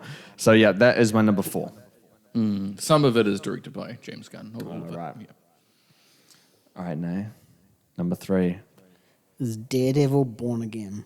Oh my gosh, MCU, really? Wow. It is. I think it's my first MCU thing in this entire list, apart from if you exclude honorable mentions for the movie ones. But I am a huge fan of the Netflix content that Daredevil brought out. I think Charlie Cox as Daredevil is absolutely phenomenal. The way that the choreography and the way fight scenes are shot is fantastic, and I really hope that MCU realizes that from the previous 3 seasons and brings it into this. Yeah. I don't think it's R-rated like the Netflix. I think it's I've heard it's R-rated. Oh, is it? Yeah, I've heard they're doubling down on the Netflix. Oh shit! I thought Yeah, it was brutality. Oh, okay. Fuck. If that's the case, then fuck. It's number one. No, I'm joking. Oh my god. Please, I don't think it'd be that good, but No, but okay. Based on what you just said, Mm-hmm. that just strengthens it as to why it's number 3. Because like Netflix had R-rated pretty light for them, Mm-hmm. but if they're gonna double down, as you said, then fuck them all for it. And I think there's a lot more to explore. I haven't seen Echo, which is loosely based on the Xenoverse. If you want to take a grain off that, but I just think Daredevil. The past 3 seasons were great. Probably season 1 is easily the best for me, and I'm just excited to see what MCU does with it. Yeah. And R-rated content. yeah, apparently the show's meant to be darker and more gritty than the Netflix series. Oh, brilliant! So yeah, Brilliant, guess we're gonna brilliant, see brilliant. that. Yeah. All right, Kai, we get into the top 3 now. What's your number 3? Stranger Things. Oh shit. Yeah. So Stranger Things season 5, the conclusion. Yep. I really like Stranger Things. I think it's a very great narrative. A little bit too spaced apart. Probably could have been finished a year ago. But for what they've done so far, and the quality of the production has been pretty damn good. I don't know if I would say the length apart justifies the quality, but I would say that it's certainly understandable, given how many high profile actors are in this. Yeah. I'm just really curious as to how they're going to conclude it, and what I really do want from them is a strong conclusion with a lot of finality and a lot of consequence. Because my one gripe with Stranger Things is that they don't do follow through well. Yeah. No one dies. Except for some random side character that was introduced that season. Yeah. Yeah. And dies a few episodes later, and it's of no consequence in the end. Pretty much. Which I'm sure they probably regret as well in the end. Yeah. Okay, my 3rd is Andor season 2. Now, if it wasn't for Kyan, I probably wouldn't watch Andor because I thought it wasn't a character that really deserved to be or have a whole TV show around him. But Kyan gave it a chance and then convinced me to watch it. And some of the best things that Star Wars has ever done, honestly. Like some of the dialogue and the way they can, frame a show around this character so well is just breathtaking. Honestly, just the writing was the thing that blew me away with this, alongside the big production. I've heard that Andor has I think one of the biggest budgets of any Star Wars TV show. So I'm really excited to see what they do and how they kind of conclude it, because I do believe it's the last Andor they're going to do. So Yeah. how they do it, I'm all for it, but I wish they were doing more, but I'm looking forward to season 2 a lot. Same here. All right, Nan, top 2. What's number 2? Stranger Things season 5. Yeah, pretty much everything Kyan touched upon before. The fact that it's a conclusion of this entire series. Like we get the aftermath of Vecna and the Mind Flare, and what's coming towards these kids in season 5, and how they have to rally again and fight this pretty much the thing that's been built across 5 series. It's so good. If they can capture the visuals as they did in season 4, then I think it's going to be top tier for me. Yes. For sure. Because those visuals in season 4 was absolutely fantastic. Yeah. Okay, number 2. My number 2 is Andor. Ooh. Incredibly excited for this. I think that this is pretty much just echoing exactly what James said. It's the best piece of Star Wars production I've seen since, I suppose, the Clone Wars series. It surpasses or reaches the best of the Clone Wars series, and surpasses easily all of the modern Star Wars movies for me, quite heartily. So it's a huge contender, and I'm just super excited to see how they'll end it. Yeah, should be very interesting. I'm so excited for it. Surely it ends with like him meeting up with the chick from Rogue One. I can't remember Rogue One. I can't remember if they met before or if they met in passing. Oh, so Or like set up like his adventure into Rogue One. Yeah, I feel yeah, is how it's going to end. Yeah. Maybe. yeah. I don't know. But I'm excited for it. My number 2 is Severance Season 2.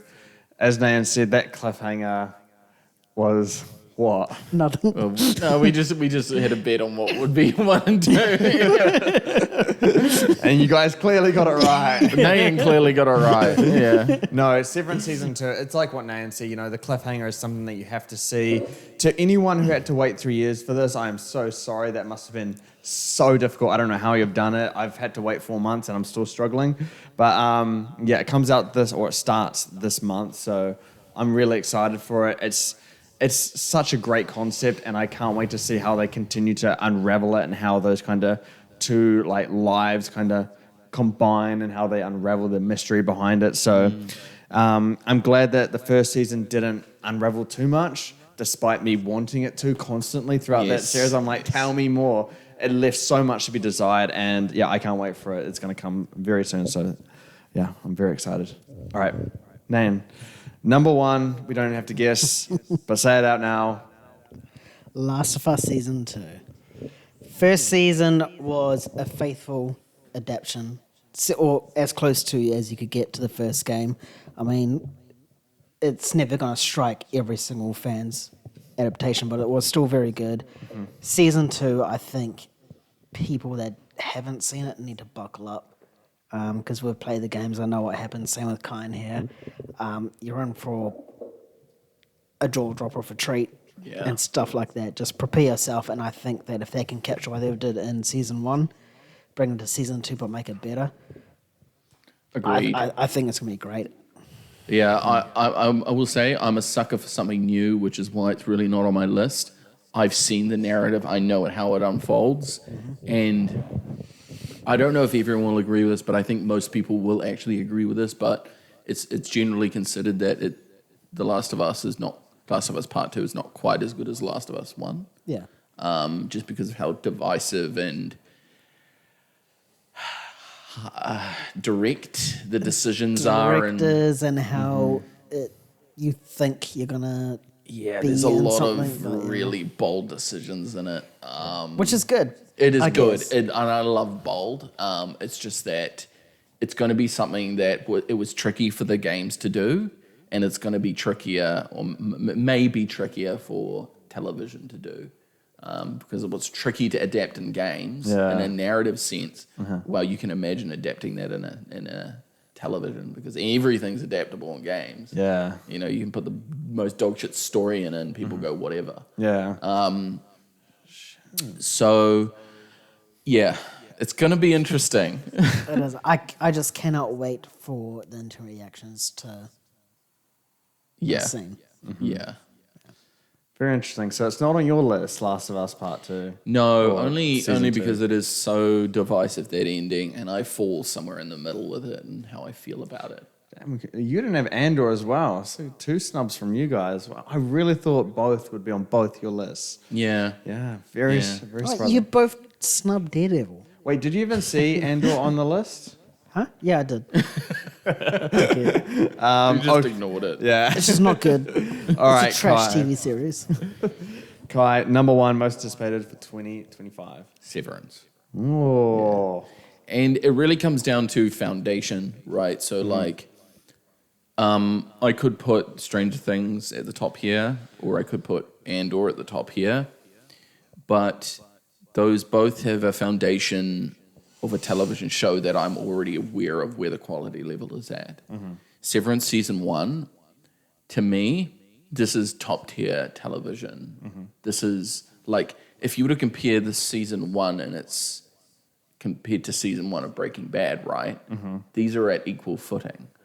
Breaking Bad over its course of the television show is the greatest of all time. No comparison at all to Severance. No comparison. But have you seen the ending to it? Stop. But when you talk about what the in-game potential of Severance is over if they nail it, then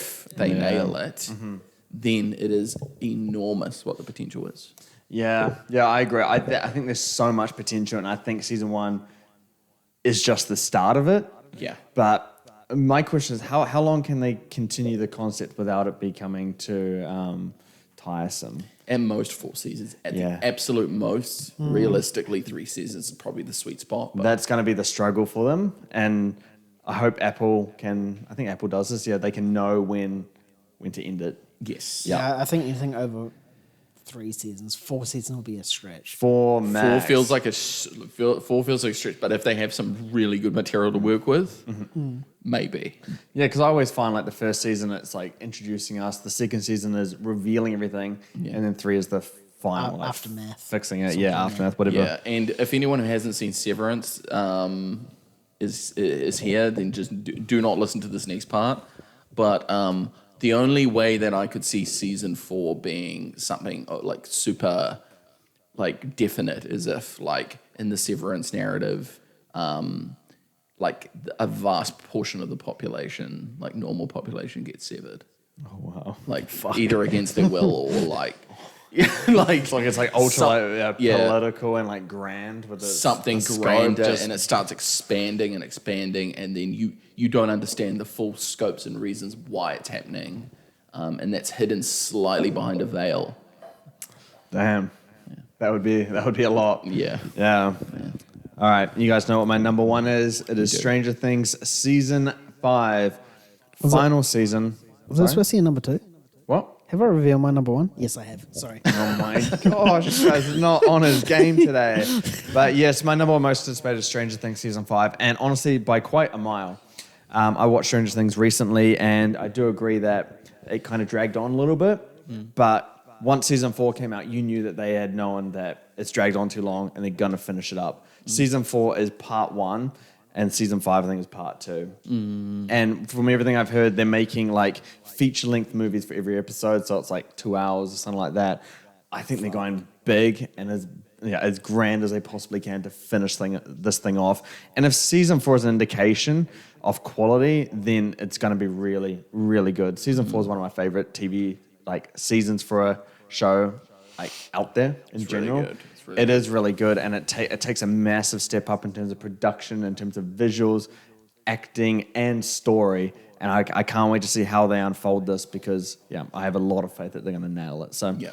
Stranger Things is a big one for me, but I think overall, in terms of television for 2025, it's pretty damn good, which read it a lot. So, Yeah. Stacked. yeah, I cannot wait to see how all these shows unfold. And what's even more stacked is 2026, and we're going to reveal our most anticipated movies for 2026 now as well. All right, so Nan, you once again are going to kick us off. Honorable mention, what do you got? The first honorable mention is Teenage Mutant Ninja Turtles Mutant Mayhem number 2. Bro, don't fucking... Oh, you haven't seen the movie. The movie's fucking good. I'm excited to see where the second one takes us. Fair enough. Just be thankful it's on number 1. All right. Watch the movie and you'll I've understand. seen it. Have you actually? I have. Kyan, what's your most anticipated? Oh, no, your honorable mention. My honorable mention is Clayface. Oh, Yeah. interesting. Wasn't expecting that. It's just going to be interesting to see what Mike Flanagan. Mike Flanagan, thank you, Yeah. does with it, because he's a very good writer and he's a very good director. So I'm really interested to see how he twists this into something interesting, and I think he will twist this into something interesting, something very noteworthy, I think, at least within the comic book space. Yeah, for sure. I think it is going to be interesting. One of mine is Jordan Peele's next film. Wow. Untitled film. I mean, I look at Jordan Peele's as a director, his filmography. I mean, I liked Get Out a lot. I was okay about Us, and I'm okay about No. They're both good, and it's fine, but it's nothing to be like wow about. Very interesting concepts, I get that, and they do promote a lot of intrigue, but he still has a little bit more to polish his films up, and that's why it's not higher, but he's at least at the point where he deserves recognition to be on the list no matter what. So, honorable mention for me. My next one is Aang the Last Airbender. Oof. Don't oof me. The only reason why it's an honorable mention is because I've been burnt in the past with Avatar films. And I do, and even TV series to an extent. And I do understand that like the original creators are behind this, but it's just still like, how can you capture the magic of those first 3 seasons? I'm sure they will, because they're the ones that created everything and stuff like that. But there's still that little inkling of doubt in my mind. That's why it's not off the list, but it says my honorable mention. That's fair. I considered it, but the January release date, man, just scares me. Yeah, that's the other thing as well. It's like the death zone for film. Yeah. All right, Kyan, honorable mention. What you got? Narnia reboot by Greta Gerwig. Oh, Narnia reboot. Right, yeah. Yep. Bali family. Don't know enough about it. Personally, I think the first 2 Narnia films pretty damn good. Yeah, I agree. The First one's one, good. Prince Caspian's also pretty good. They're both well made. So you're kind of trying to improve on something that's already pretty good. They're not perfect, and you can probably do them perfect. You can probably do them at a caliber that is like very, very high tier. And I hope that Greta can do this, but she's got a lot of moving parts to work on. Yeah. I honestly just hope we get the theatrical release for those because the kind of movies you need to see on the big screen. They're not Netflix kind of movies. Most certainly. Yeah. All right, my one is the Daniels event film. And Daniel's only done one movie, and that is Everything Everywhere All at Once, which won Best Picture. But like, how do they cope with a big budget? How do they cope with kind of that big status, the event film title as it's being pushed out right now? We know nothing about it. All I can rely on is the Daniels.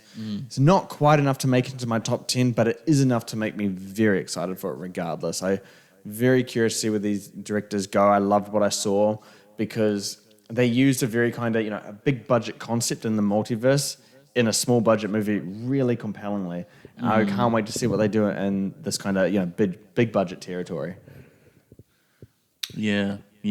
I mean, they did the Swiss Army Man, and that was good. Did they do but that? not- yeah. Oh, really? It was good, but not, it wasn't like at next level. It's a Daniel very Radcliffe, interesting no. movie. I don't know they did that. But it's going to be interesting to see what they do with their follow-up film because they have a best picture to follow up on, which is most certainly going to be pretty scary to follow up on.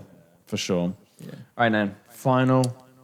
Honorable mention. It is Mandalorian and Grogu. Ooh. I mean, we saw a little snippet. Was it D23 or Yeah, D23, like a little trailer. D23, and that looked pretty hype. Only reason why it's honorable mention, not cemented in the top 10, is the fact that season 3 and 4 were pretty, mid. It wasn't as good as season 1 and 2. Has it been a 4th season? Has it been 4 seasons? I can't remember if it's 4 seasons. I think it was just season 3 that was bad, wasn't it? Or like average. Okay, then season 3. The other 2 seasons were.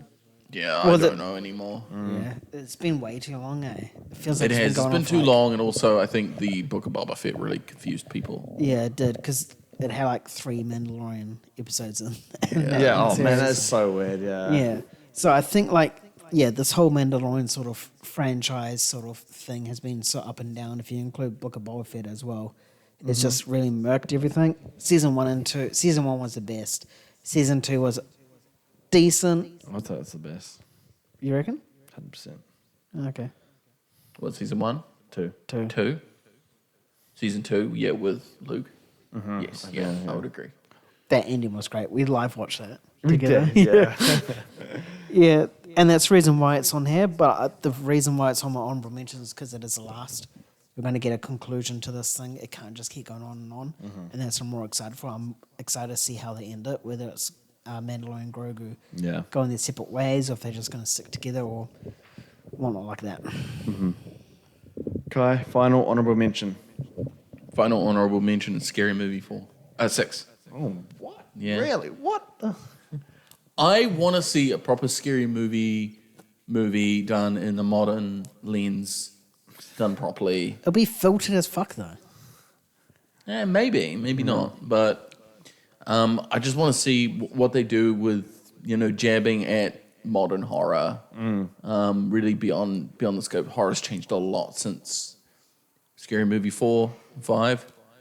So I want to see what they can do, and I just want funny movies back again. Yeah, I feel that. I think So I'm just crossing my fingers for a funny movie as well. fair enough. I can't hate on that one. My last one is Wuthering Heights. Wuthering Heights? Wuthering Heights? Withering. Withering, yeah. Emerald Fennell, she did Saltburn and Promising Young Woman. I love Promising Young Woman. I was kind of 50-50 on Saltburn. I thought it was very interesting. It's a very unique movie to watch. And that's what I kind of like. And she's very unpredictable, but it's got Jacob Elordi and then again and Margaret Robbie. I kind of want to see the Margaret Robbie working with her and how that's going to transpire. But when it comes to Emerald for now, you know you're going to get something interesting at the very least. And at the best, it's going to be something great. So I'm definitely on board for whatever she does. All right. Now we get into the top 10s. Nayan, 10th. What do you got? At the Jordan Peele film Ooh. is number 10. I mean, I'm pretty sure I had it when Nope was unannounced when it was a Jordan Peele film in my top 10. It's supposed to release with Nosferatu. Was it? Nope. No, the next Jordan Peele movie. The Untitled one, yeah. It's been delayed loads. Yeah. But I'm just a big fan of his work. You know, like Get Out was fantastic. Us, it wasn't as good, but I still thoroughly enjoyed that. Same with Nope. I mean, I know it wasn't as good as the first, both Get Out and Us, but it was still watchable. Like you can still watch it. I thought Nope was better than Us. Oh, did you? Yeah. Quite handedly. Whatever. I think opposite. Cunt. But yeah, it's just all of his films are very enjoyable to me, and that's why it's here. I think he's probably the only horror director that I really enjoy that I'd really want to see his next films for. What about Mike Flanagan with Clayface? Is he horror? Yeah. I'll just watch Clayface because it's comic book, not because it's horror.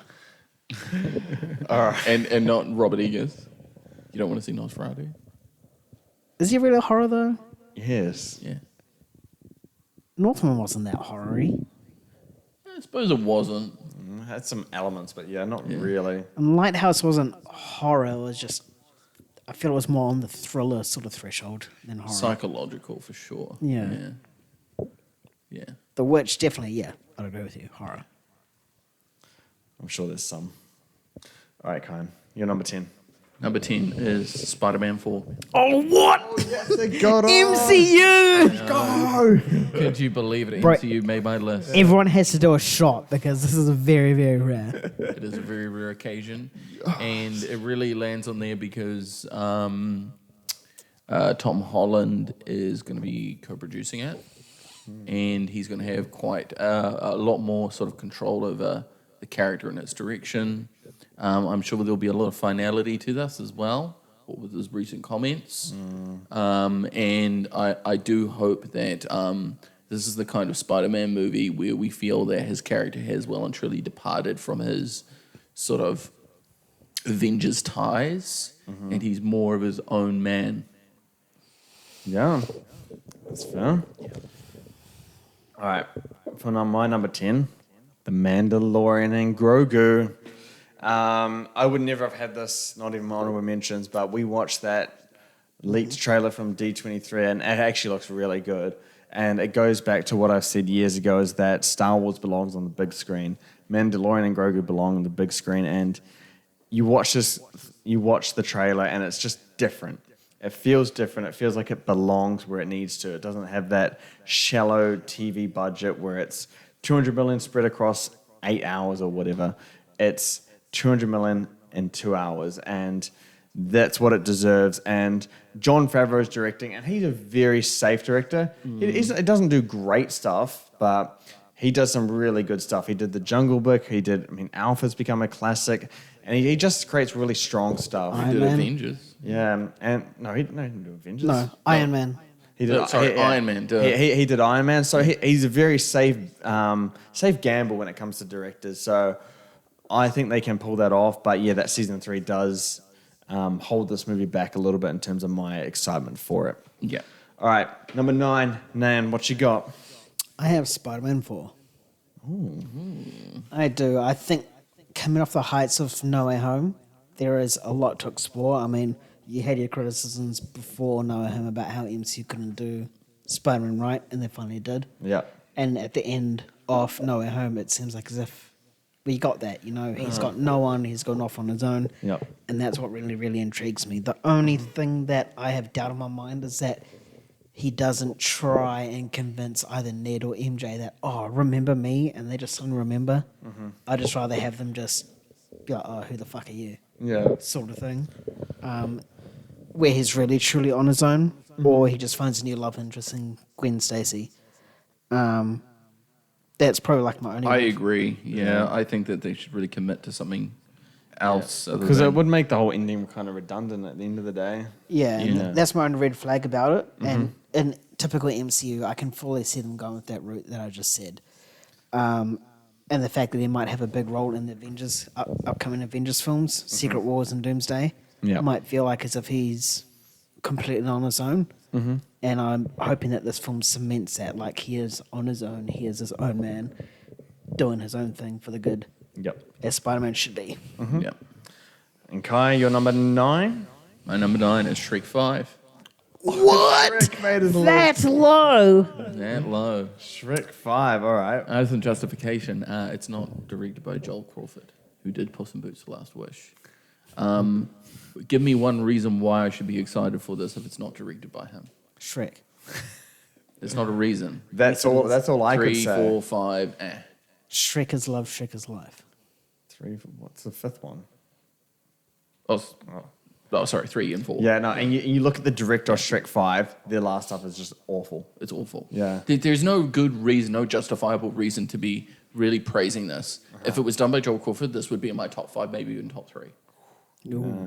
Puss in Boots was great though, so yeah, I no, get no, I get it wasn't that. just great on a narrative level. It reinvented the style. You know, it changed on so many new levels that it felt like the franchise was well and truly moving into a new era.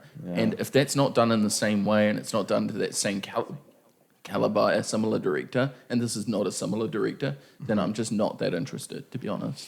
But you know, I do hold some excitement for Shrek, and that's why it's at number 9. Yeah, fair enough. My number 9 is the Tom Cruise and Alejandro G. Inarritu film. Replaced the Batman Part 2. As sad as that was, but peak replaced by peak. I'm okay with it. You get Tom Cruise going from these big budget blockbuster movies into like something that's kind of a bit new for him. Perhaps it's like a third act for his acting journey where he goes to these quieter drama type films working with these very prestigious directors. I'm very curious to see what that is going to be like.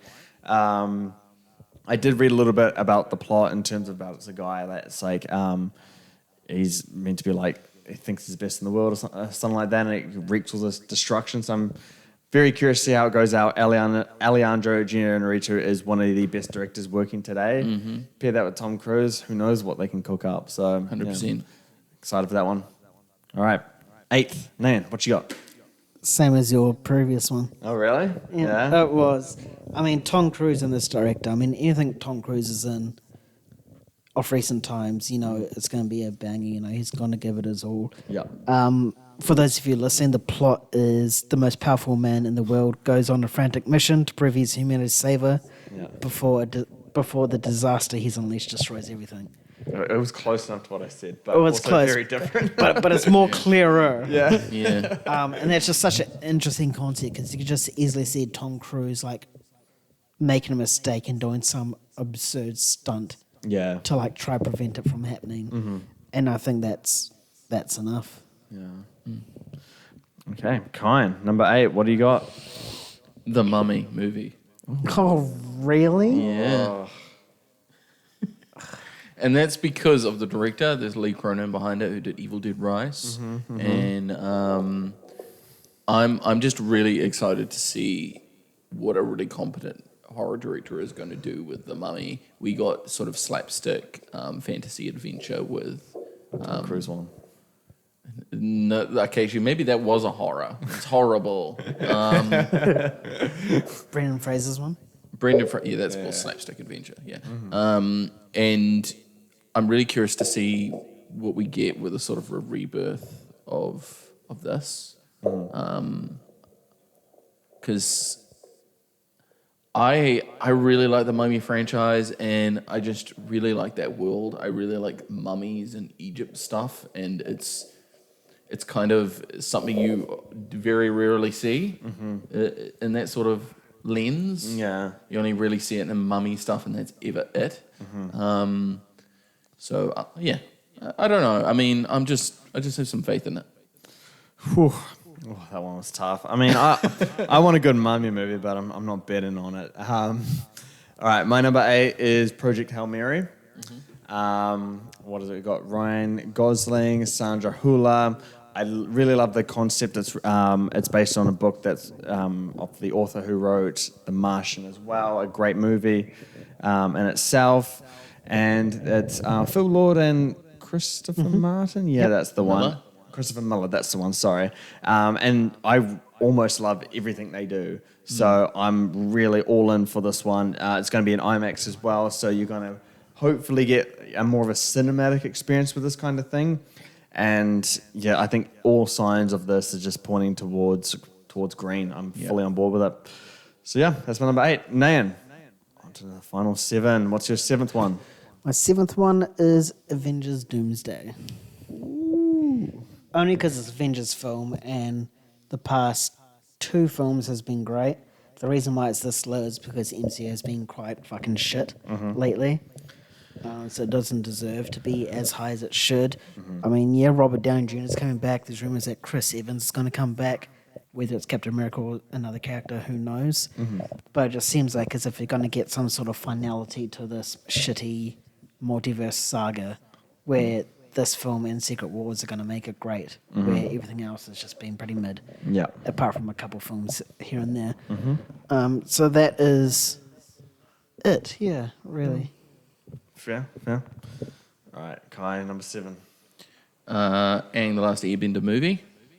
Again, a lot of faith in these creators, Martino and such. I really do hope that their vision pans out. I have a lot of faith in this. I love The Last Airbender, and in fact, I also love Korra for different reasons. I think that they are able to produce something here that will be special, but how special, I don't know. Yeah.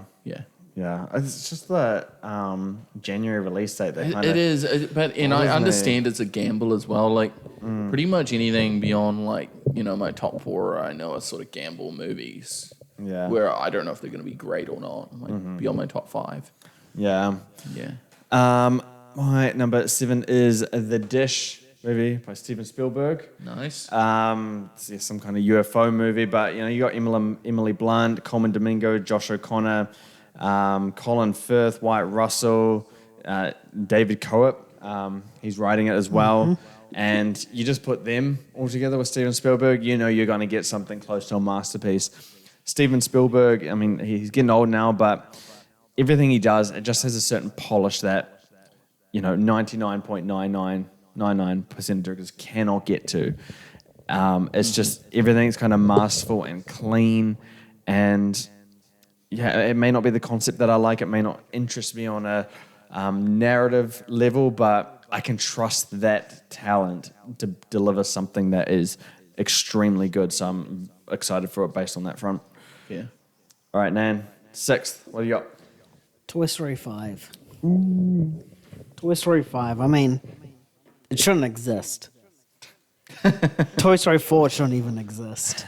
But the fact that they made Toy Story 4 work, and you've said it before, James, in the podcast multiple times, is that you just can't bet against the Toy Story franchise because it's just banger, banger, banger, banger, banger. And despite how you think of, they have to end it, they've gone their separate ways, or they said their goodbyes, but they just keep going back and keep nailing it. So it's very difficult to be like, no, Toy Story 5 is going to be shit. I don't think it's going to be shit. I think Toy Story, the franchise in its whole, is Pixar's baby, and they'll do everything in their power to make sure it is worthy for a sequel. And if they don't think it's worthy, then they wouldn't make it at all, unless you're Forky. So that's why I think it's there. I think we will get another emotional goodbye, and I very much hope it is a final one. And also, sorry, the concept, it's the concept of kids using more digital platforms over real toys as well. Completely forgot about that. I forgot about that concept as well when I was actually making this list. Yeah, that is the best concept for Toy Story 5, because that it's very applicable to nowadays where a lot of young children prefer like iPads and iPhones over physical toys like Action Man or action figures or Barbies and stuff like that.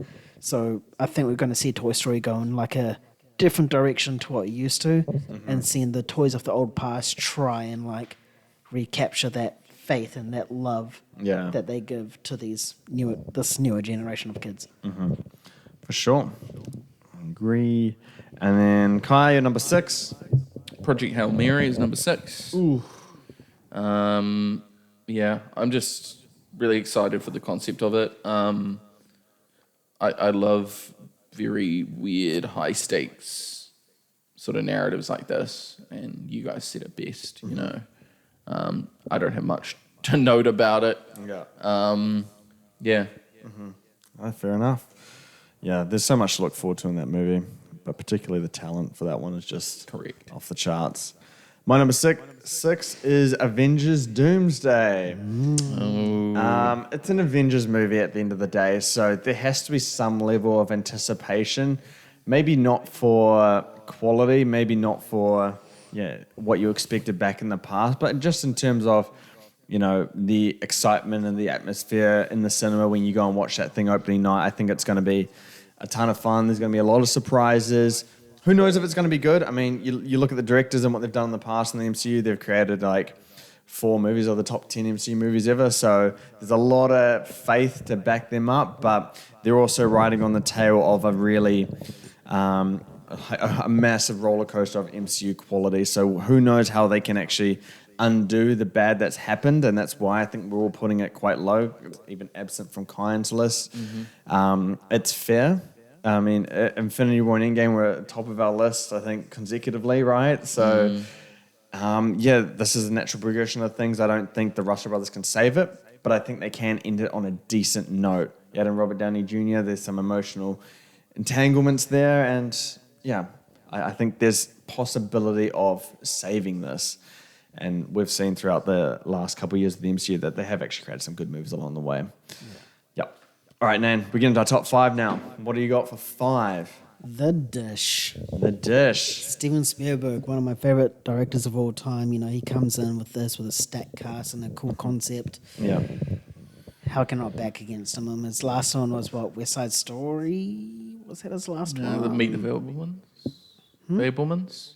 Oh, Fablemans. Sorry, yes, yeah. Fablemans. 22A, yeah. Which is fantastic, which is basically about his life, and then West Side Story after that, which is also fantastic. So he seems to be Both so good, yeah.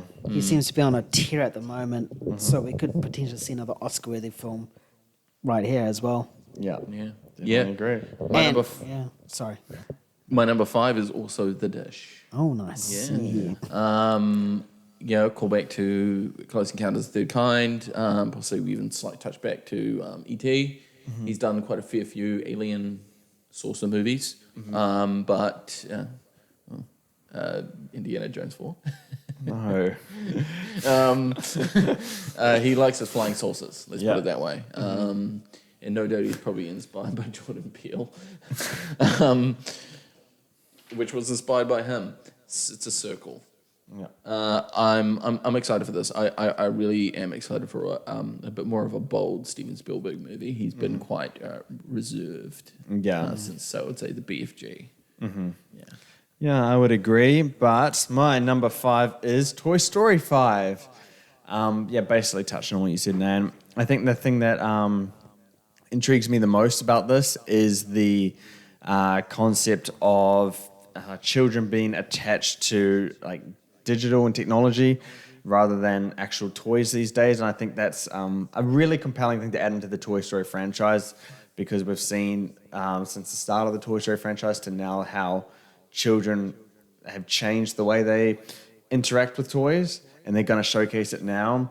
And honestly, like yesterday wasn't a good day to bet against Toy Story. Tomorrow definitely isn't as well. So you have to be always on board with the Toy Stories until they make a dud. And I'm yet to see it, despite everyone being against it, a new one. They will always deliver, and until they don't, I will continue to be excited about it. Yeah, I forgot about the concept, and Yeah. probably would have been in my bottom 5 at least. Yeah. But I forgot about the whole concept of it. Yeah, it's really interesting how I don't know how they can like make it like an emotional ending again. Like it's kind of unless it's like Andy and him being the dad and they get to play with his kids or something like ridiculous like that. That would work. Or Yeah. that, or they just get chucked in a dumpster, forgotten about because technology has taken over. Or imagine they get like They have to like find him, like rebuild themselves and stuff. imagine they go to the tip but they actually get incinerated this time. Yeah. Because it's like, oh, no one needs plastic anymore. We're all about electronics. Yeah. And they rebuild themselves digital forms. They get recycled into iPads. Yeah. All right, Nan. Fourth. Dune Messiah. Ooh. Dune Messiah, yeah. I mean, Dune 2 was great. This is what, seemingly the finale-ish of it. I mean, there's a lot It's- more they it's- can do, but Yeah, it's not a straight continuation. It's set, is it like 10 or 15 years after Dune 2? 12, I think. Yeah. 12 years. So, like, Atreides is, like, obviously more established in his role and stuff like that. Downside is that Greg Fraser is no longer attached as cinematographer. But I think you can find a more competent, or not a more competent, but you can find a competent cinematographer to try bring that feel. You know, you got Hoyt Van Hoytema, Roger Deakins, even someone else like that. They can easily like replicate that sort of work. It is just a shame that it's not the same cinematographer. But True. Yeah. But you still have Villeneuve attached as directing. I don't know if Hans Zimmer's confirmed, but I'm sure he will be. 'Cause He'll be writing. Yeah, for he, sure. he already said that he's making music like a year ago for this. Yeah. Yeah. Yeah, so like, you know, all of the technology side of things is going to be great. And no doubt you guys are going to touch upon it a lot more because I don't think this will not be on your top 5. So I'll let you guys touch upon that when you get to it. Well, to be fair, it didn't make his list at one point, right in part 2. Oh, Yeah. we don't talk about that. That was Because it's an nothing atrocity. movie. Nothing movie. Okay, we have to move on immediately. All right, Kai, you're fourth. Alejandro G. Inarritu film at number 4. Nice. Yeah. I'm really excited to see what he can do when he pulls out all the stops. I am just genuinely excited for another edition of whatever Inarritu can do. I don't really have much to add, to be honest. Yeah. There's not much about it, but you put him in it, and yeah, you have to be excited for it in a way. Yeah. Yeah. All right, my number 4, Dune Messiah. Yes. Dune Messiah, I'm really looking forward to. I have no idea what to expect, and that kind of excites me even more in a way.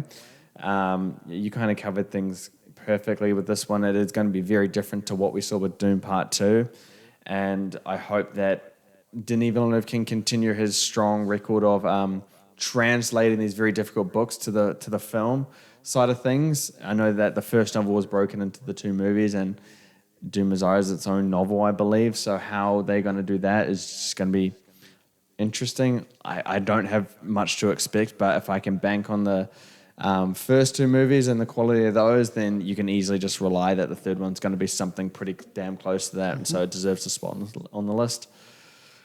All right, Nan. Nice. Top 3.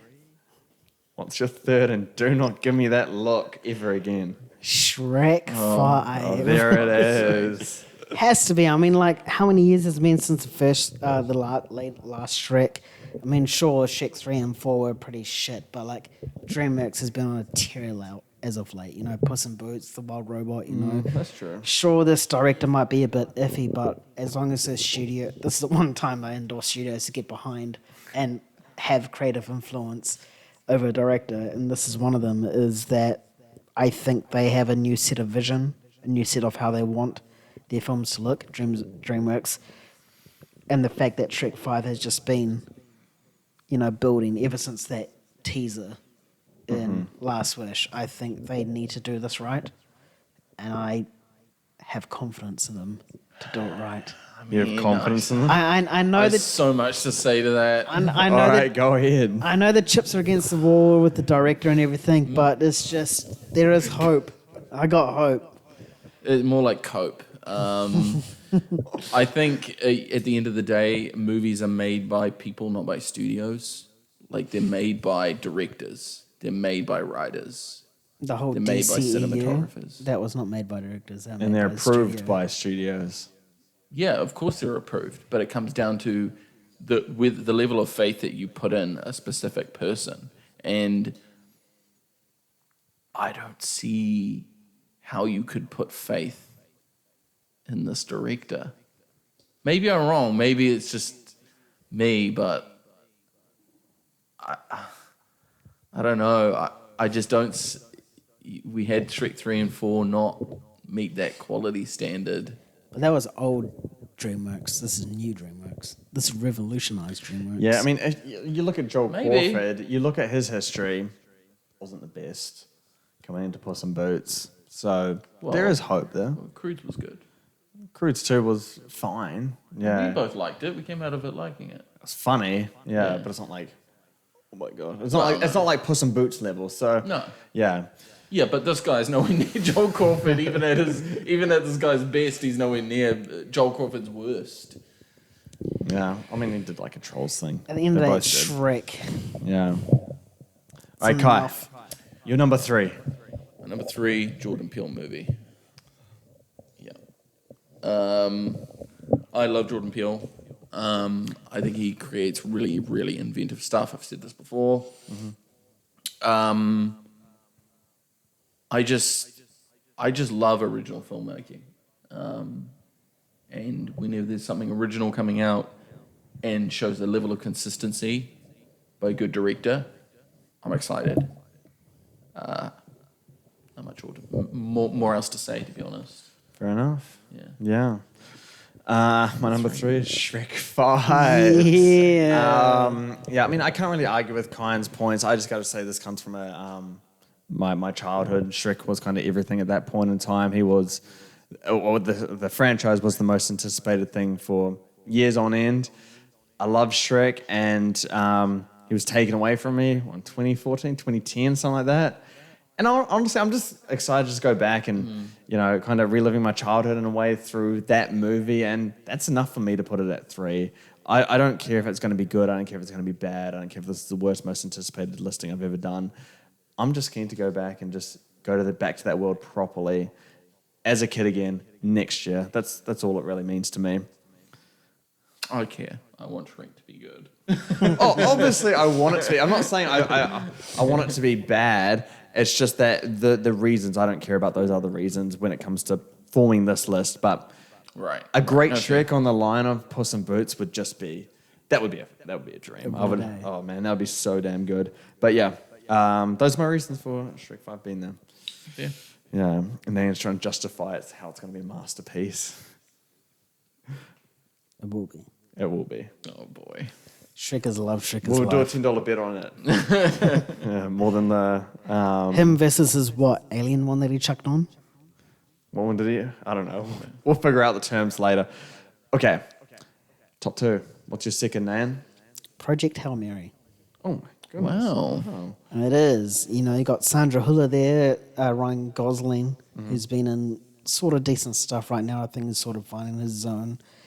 Interesting concept of an astronaut waking up, forgetting where he is, who he is, and his mission, and slowly over time remembering that he's like a sole survivor of a particular crew and his mission. Yeah. I think it's just such an interesting concept. It's based on a very fantastic book, obviously written by The Martian. Yeah. And the way that was adapted is a fantastic movie. I think we're going to get sort of similar sort of feel here in terms of comedy and drama. Yeah.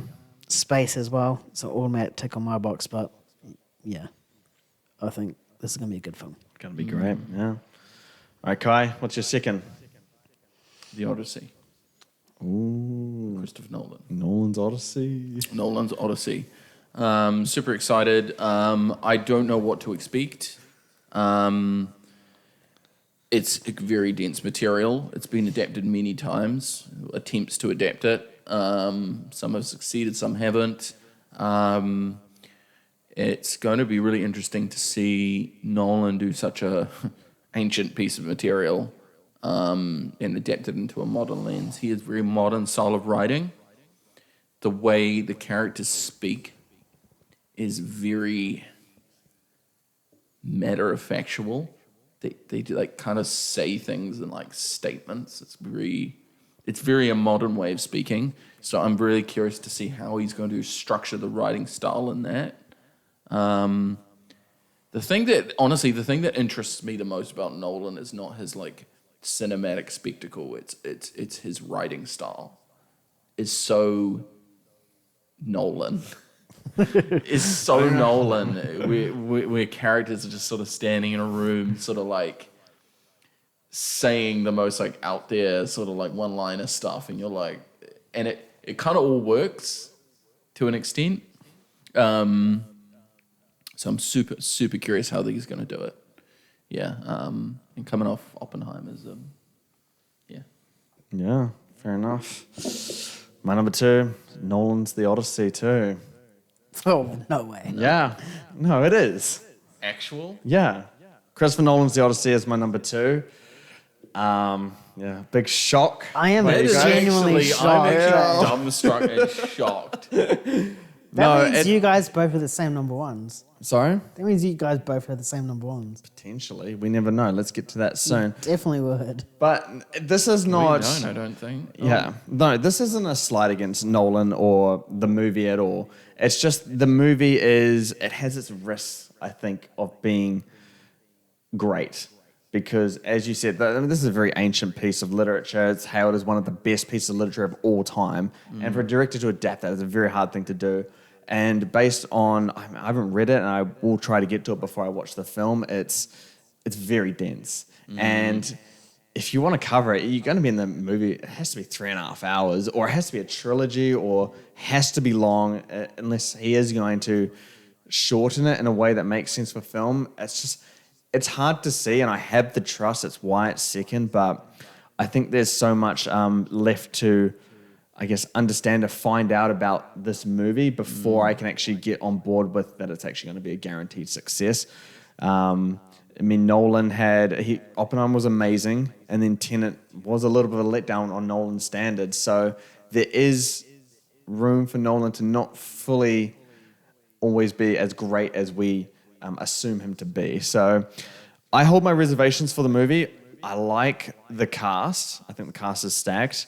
And I love the idea of how they're shooting this around the world, and how practical can it really get when they're fighting, these like monsters and stuff like that. So I'm really, really excited to see what he can do. But it's not something that I'm familiar with to be, amazingly excited with.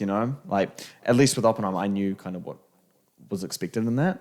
Yeah. And I don't know anything about this yet. So I assume once we get closer to 2026, things will be different. But as of right now, it's second. Interesting. Yeah. All right, Nan. Drum roll. You're representing right here. Number 1, let's go. It's my standard number 1 because my actual number 1 got delayed to 2027. And that is The Odyssey. Christopher Nolan. Yes, sir. I just think, Nolan's coming off a tear, in Oppenheimer. He's very good at adapting things. We've seen that with the Dark Knight trilogy and Oppenheimer as well. Yep. He's really, really good at that. The cast is stacked as well. Sure, is it a novel? Book? Poem. Yeah. Is vast, but we haven't heard anywhere that this is going to be a one film thing. That's true. It could easily be like a Doom Part 1, Part 2 sort of thing. Yep. Maybe Part 3 sort of thing. And if it is that, then that just backs my comments even more that like this is going to be fantastic because, he's spreading this large literature sort of content across multiple films, especially if the story's going to take place over 10 years as well, in the journey back from the Trojan War. So yeah, if that is the case, then yeah, it's all good. And plus, a Nolan you trust, you can't doubt him. He'll. You can't doubt him. Unless it's obviously Tenet, I think that was a little bit of the outlier there, but it still wasn't a horrible film. Yeah. It just wasn't as good as what he made previously in Dunkirk, Inception, Interstellar, stuff like that. Yeah. So yeah, right. reveal your Fair number enough. ones, I mean, boys. and what you're saying that, what I do know about The Odyssey is that it's not strictly linear storytelling, which does play into Nolan's strengths with non-linear storytelling in his films. So it may be something that works for him. But like, as you said, if they do a part 1, part 2 coming 2027, the skyrockets number 1 for me, but we don't know that obviously. So Yeah. we got to wait and see. Yeah. Yeah, true. Yeah. All right, Kai, you're number one. This is an easy guess. Dune Messiah. There he is. There he is. Yep, Dune Messiah is number one. I am really curious to see how they execute the final piece of Denis Villeneuve's Dune trilogy. This is going to be very different from the other two because it jumps forward about 10, 20 years. Yep. So we're going to see a Paul Atreides that is a very, very, very different man, Emperor of the Universe. All powerful, all seeing. We're going to see probably a lot of death, a lot of destruction, a lot of consequence of his actions, and the outcomes. A lot of tying up these narratives. So I'm just curious because we're seeing a bit of an upward trajectory of the quality of these films as well. Dune was good. Dune Part 2 was even better, and then I'm really hoping that Dune Messiah ends off on a strong push, because as you said many times before, James, is that a trilogy or really any narrative is defined by its ending, and how strong that ending is. And if it can really stick that ending, we're in for something that has a very powerful legacy as one of the best trilogies in recent memory. Yeah. My number one, Spider-Man 4. Oh shit! Yeah, no, Spider-Man 4 is my most anticipated at this stage. Remember, it is very early, but what they did with No Way Home, like, you knew my reaction as soon as the No Way Home finished. I was so hyped for, like, they put Spider-Man on the right path, and now we get a movie with him completely on the right path. I don't need multiverse, but I mean, I would like the other Spider-Man to be there, and it's just like, there's so much possibilities for this place to go. I am worried about the whole MJ and Ned side of things, but I've heard that MJ or like Zendaya is only going to be on the set for a little bit of time, which puts to question her, like, how much of a role she plays in it. No substance to that, of course, but yeah, we finally got an MCU Spider-Man who's actually properly Spider-Man now, and I want to see what they can do with it. It does come after Avengers Doomsday, so it'll be very interesting to see how he kind of bridges the gap between those two Avengers movies, but I hope we continue to see what we saw in No Way Home, where it's actually, Spider-Man does suffer, and he's not just like this whimsical, quippy kid who's like suffers no consequence. Now we're actually seeing him where he does have consequence, and I just really want to see how they do it. Like, if they continue in the same way that they did with No Way Home, then we're in for a really, really strong Spider-Man movie. Something that could be said after the first Spider-Man by Sam Raimi, Spider-Man 2 was even better. We could have that in the same case here. Yeah, it's a great city for those reasons. I think it's just really interesting how they're really doing this Spider-Man character, because it's almost like you're seeing his journey in reverse. Like, you have as the character begins, he goes through these cataclysmic universe-ending events until eventually he moves on to a very small-scale superhero outcome in the end, which is a total reversal of how you typically see a superhero go. Usually it's this build. They build up to those big, the small petty criminals, and they move to the big world-ending things. But it's really interesting how they are approaching this, and it's so far it's been working. Yeah, it has. I think that's evident with No Way Home, but I think I can speak for all of us here that these lists that we got, that we said right in front of you today, they're very, very fluid. They can change so quickly based on the information we get from now until December 31st. Any of our number ones just disappear to 2027. Yeah, I mean, if we did this podcast when we scheduled it to be, Batman would have been my number one, and then a week later it got pushed to 2027. Yeah, would it have been a lock for number one? Number one, definite. Yeah. Things can change quickly. And just for hypothetical sakes, if Beyond the Spider-Verse gets confirmed for 2026, does it have a place in your top 10 It certainly does. Top 5. It's top 5. I would say top 3, bumps Shrek off, honestly. I would actually say it's top 3 for me. Yeah. Spider-Verse, The Odyssey, and Spider-Man 4, yeah. But man, what a year for 2026, right? talk about it. Yeah, and honestly, probably half of it will get delayed to 2027, if we're being honest. Probably. And half of 2025 will get pushed to 2026. Yes. Yeah. Oh. All right. Well, that's it from us. This was just a special episode. I think we still got 10 more episodes to our final 100. We are very much behind schedule. But we will be sure that we're back on a regular basis from now. Right? Right, Nayan? Why is it? Yes. Yeah. Yeah. He's like, why am I getting picked on? No, but we'll be back on a more regular basis from now on. I think every fortnight is something that we're aiming for, and then we'll get to those final 10 episodes. There'll be a couple of specials along the way, whether it's top 10 of 2024 or some Oscar kind of stuff as well. But yeah, thank you so much for listening to this monster of special episode. We thank you for listening to the entire thing. Keep bringing the hype. Peace. See ya.